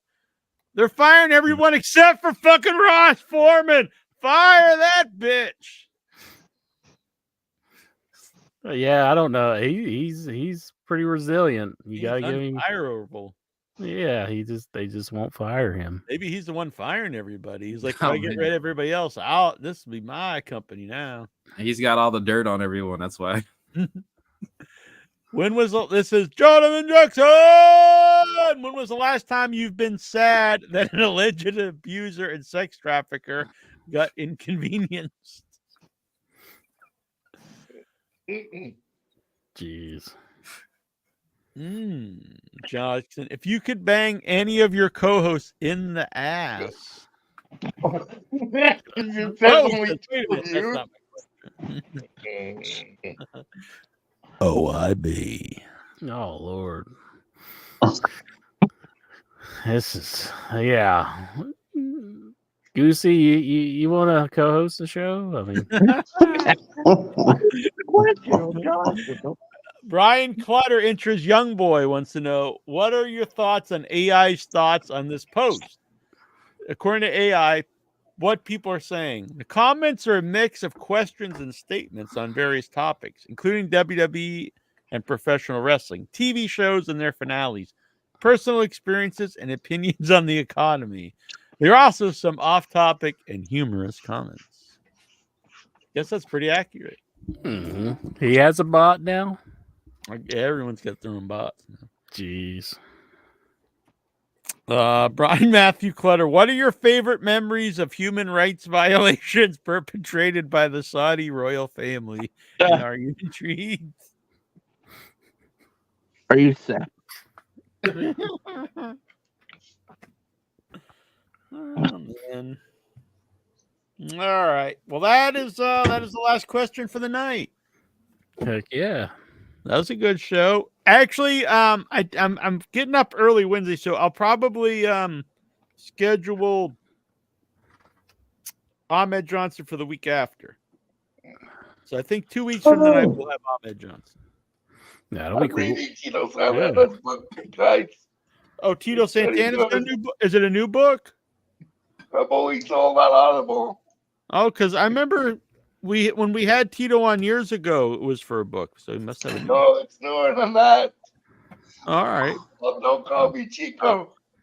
I'll have to look into that. Maybe we can get Tito back on. That'd be fun. It's pretty For funny sure. when you think he said something edgy or funny. He says Arriba at the end. Arriba. Arriba. Arriba! He still looks really good, Tito. I saw a recent picture of him. Oh, he's like Tito? Yeah, it's a couple months old. I buy a lot of audiobooks and then I don't read them all. Yeah, I'm a big audiobook guy. I'll have to look that up. I'll get him, on Audible and stuff. Oh, don't call me Chico. I like the title. Could have called it the Don't call Flying me Burrito. No. That's what Jesse Ventura used to call his finish. Flying Burrito. And Tito never saw the TV, so people would come over and go, Chico, and he'd be like, what the fuck are you trying to insult me? I wonder if they'll ever edit that stuff off. I know they've edited some things off, but Wasn't there a black wrestler that had a move called the chicken wing or something? I don't know. I'm pretty sure there was. It was probably Tony. Bob Backlund was crossface chicken wing. Yeah. It's crossface barbecue chicken. Yeah. And George Animal Steel did like the Flying Hammerlock. Need like the watermelon clutch or something. Oh, the watermelon mauler. Vince is listening, and he's laughing right now. He's like, I've got some ideas for my new promotion I'm starting with the Princess Society. Such good shit. We We're gonna call your neighbor Hoodie. That's basically that Slick video for Jive Soul Bro. It opens with him eating a bucket of fried chicken. Oh, greasy bucket. You guys admit that I'm so good. What a stand. Is the Slick talking to you, Hoodie? Yeah. Vic Chavone here in the chat room. He says, "Good show, guys. Maybe by next week I'll get my laptop problems figured out and I can call in." We'll look forward to it, Vic. I got to think today when I popped up the laptop, it's like, you have to get Windows 11, or else like they're not starting in October. They're not going to support Windows 10 anymore. I'm like, what the hell? What if my laptop doesn't support Windows 11? What I got to do? Go buy a whole new laptop, bitch? Yeah, that's pretty crappy. Better go get that Linux. It doesn't seem like they supported 10 very long. They always say that. Don't pay any attention to it. You'll be fine. I remember I had one on my older computer. I had like what was an older Windows? 98. No, it was one ME? that everyone hated. XP. Oh, Windows X. I mean, Windows 10 or no? Oh, Windows 8. I think it was 8 or Vista. One of those. Vista. It was Vista. I had Windows Vista. Vista, yeah. And then I just kept it, like Jackson's saying, for a long time. And then eventually, though, it did stop. I couldn't use it I couldn't use it eventually. But yeah, we'll see. I'm pretty sure 10 will still be good for another few years. So you'll be fine. Yeah. This one might support Windows. It's just for Windows updates. They don't, you'll still be able to use whatever software. They're just talking about they're not going to update it. Who the fuck cares? I need Adobe. I just need Adobe, which I know some people are anti-Adobe now, but I do need it for a lot of stuff. I know I could get. I know it is kind of shitty. Adobe now, they just keep all your information to feed to their AI. It is pretty messed up. But the thing is, well, the crappiest thing about them. Yeah. The crappiest thing about Adobe is their subscription-based model. So it's like, I'm actually not against it, but the thing is, I use not all programs, but I use a lot of the programs on it. So. It's not bad. Also, they do have the option that you can actually buy it. It's very small. It's a very fine print to find it. Really? Yeah. Oh, wow. They have an actual way to purchase it outright. Yes, but it's expensive as fuck. Yeah, I mean, I use Audition, Photoshop, and Premiere like daily, and then I also use After Effects sometimes, and I should do more with Illustrator. So I mean, it's not bad for me, but I understand like if you only are using it a little bit, like it's not worth it, I guess. Yeah. Well, on a scale of 1 to ZBrush, how expensive are we talking here? Let's say like the latest Photoshop will run you like $500. Oh, that's not bad. Well, I mean, I wouldn't pay that, but yeah, that's I thought it was like 3,000. Like ZBrush is like 3,500, I think. Yeah, but I mean, just for that one program, they got the whole Creative Suite. I think that by itself is probably like maybe around that same price that you're talking about. Yeah, I get the Creative Suite. I pay monthly for it. Well, props to you, man. I need it for like all this stuff. So. That's why help support the show and join the Headyverse here, or Venmo Headyverse, or Super Cat. I record on my VCR. Well, I know Incher is anti-piracy, so you're definitely not going that route. Yeah. So. Yeah, he definitely doesn't pirate those shows he records on his VCR. No. Got rid of a Peg Leg. Like the he's like Peg Leg Pete over here, the Headyverse. Oh, I don't know what any of you guys are talking about. But I do want to give a shout out to Coast, Brian, Matthew Clutter, Josh Richards, and El Santos World for helping support the show as our producers here in your head. Hell yeah. Let's also grab the other fine folks. Grab the Hall of Famer.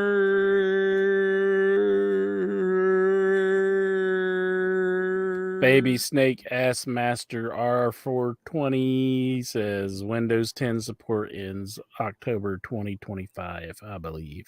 Yeah. Hi, Headyverse. Oh, 2025? Next year? That's what he's saying. What the hell are they warning me now for? I thought just to trick you. Getting that ass prepared. Yeah. Let's see. Am I gonna have to get that stupid shit every time I turn on my laptop? Like, I know, bitch, I got over a year. Oh well, yeah. That's unavoidable. There are programs that you can kind of stop it, but I don't know if you can trust them. Ricky Ferguson, our Hall of Famer, Tech Dingo's Hall of Famer, Vic Schiavone, and Wonder Bros GT, and also their Headyverse member Stephen Butler, Craig Jolly, Davey Deadman, and Baby Snake S Master. Patrick, how is everyone? What's up, Patrick? We're about to end the show, buddy. Hanging 10. Hell yeah. And didn't even have to drop my pants. Damn. I just fact checked myself. ZBrush is not $3,000. It's cheaper, but it's still expensive. Was that Zeus in WCW? Was he ZBrush? Z Trip. What was he? Z Gangsta? Yeah. Z Gangster. Oh yeah. So we get the wrestling. We got to be gangster and pimp. Or we can't. Oh, we can't be the Black Ric Flair. No, we can't do that. We gotta be some ghetto shenanigans. Yeah. Or at the very least, just dance. Yeah, I'm surprised as a Gresham. We definitely can't be a part of the Human Centipede either.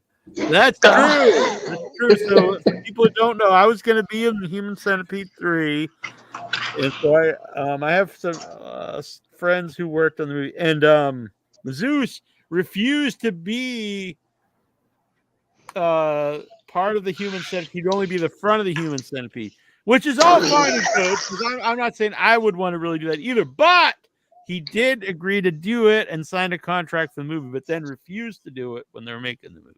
So my point is, just don't sign to do the Human Centipede if you're not dude. Yeah. Eat my stuff, Paul. So you talking about that Zeus, right? Yeah. Yeah, Tiny Liston. So I was gonna be in it as part of the Human Centipede. One of the prisoners is part of the Human Centipede intro. Hell yeah. Yeah.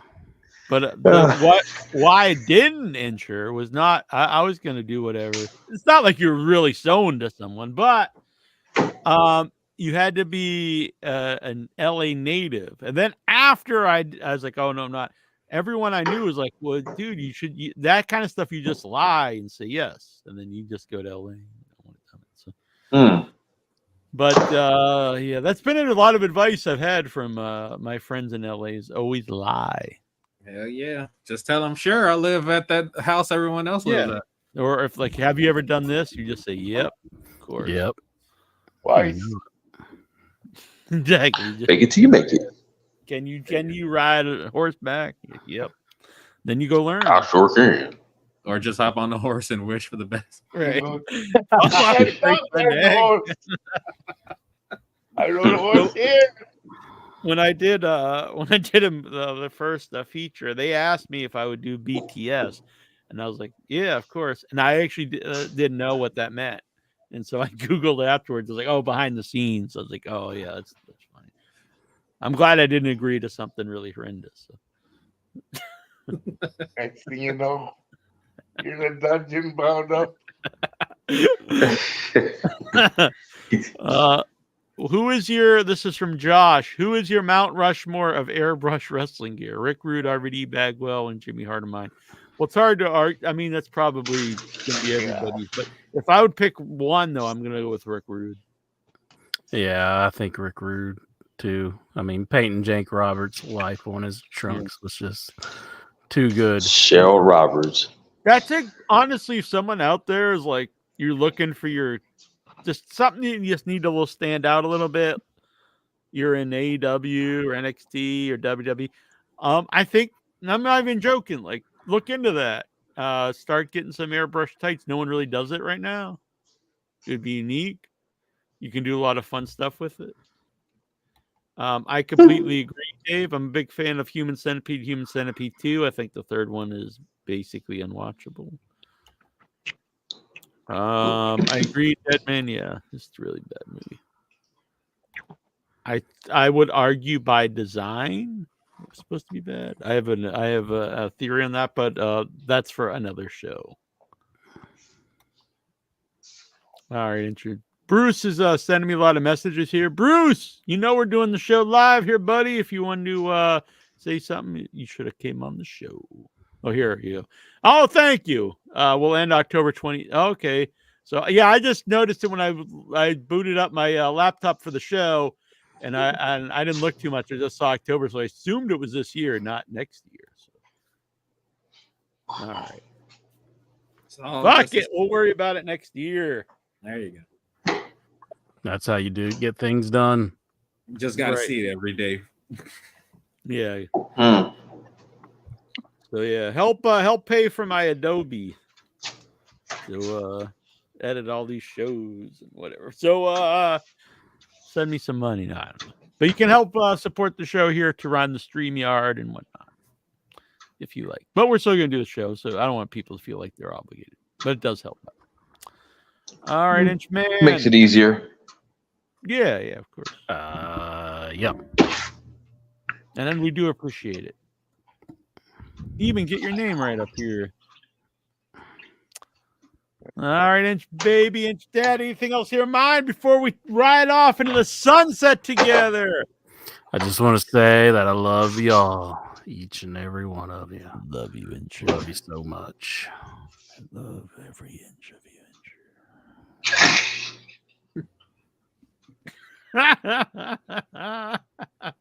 Oh man. All right, let me play the song. Intro took off. Man, look at that. You tell the guy you love him and he gets all weirded out. What the hell is wrong? Man cannot take affection. All right, here we go. Andre the Giant. Andre was big. Yeah. It was not small. No. Andre could drink and he could fight. Drink. And a fight. Andre was big. Yeah. It was not small. No. Andre could drink and he could fight. Drink. And a fight. Andre the Giant. Andre was big. Yeah. It was not small. No. Andre was great. He was not bad. A great big heart and a great big man. Andre was big. Yeah. It was not small. No. Andre could drink and he could fight. Drink. And a fight. Andre the Giant. From Grenoble, France. Booyah! We love you too, Dave Deadman, and no reason to be sorry.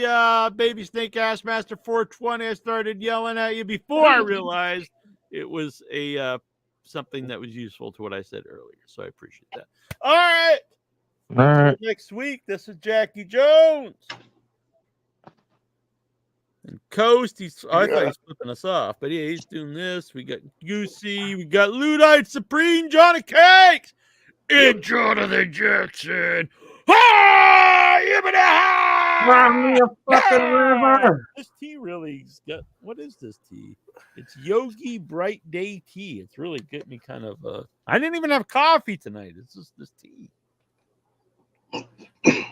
You wouldn't think it would give me that much energy, but hell yeah, let's do it up. All right, good night, folks. Night. Yeah.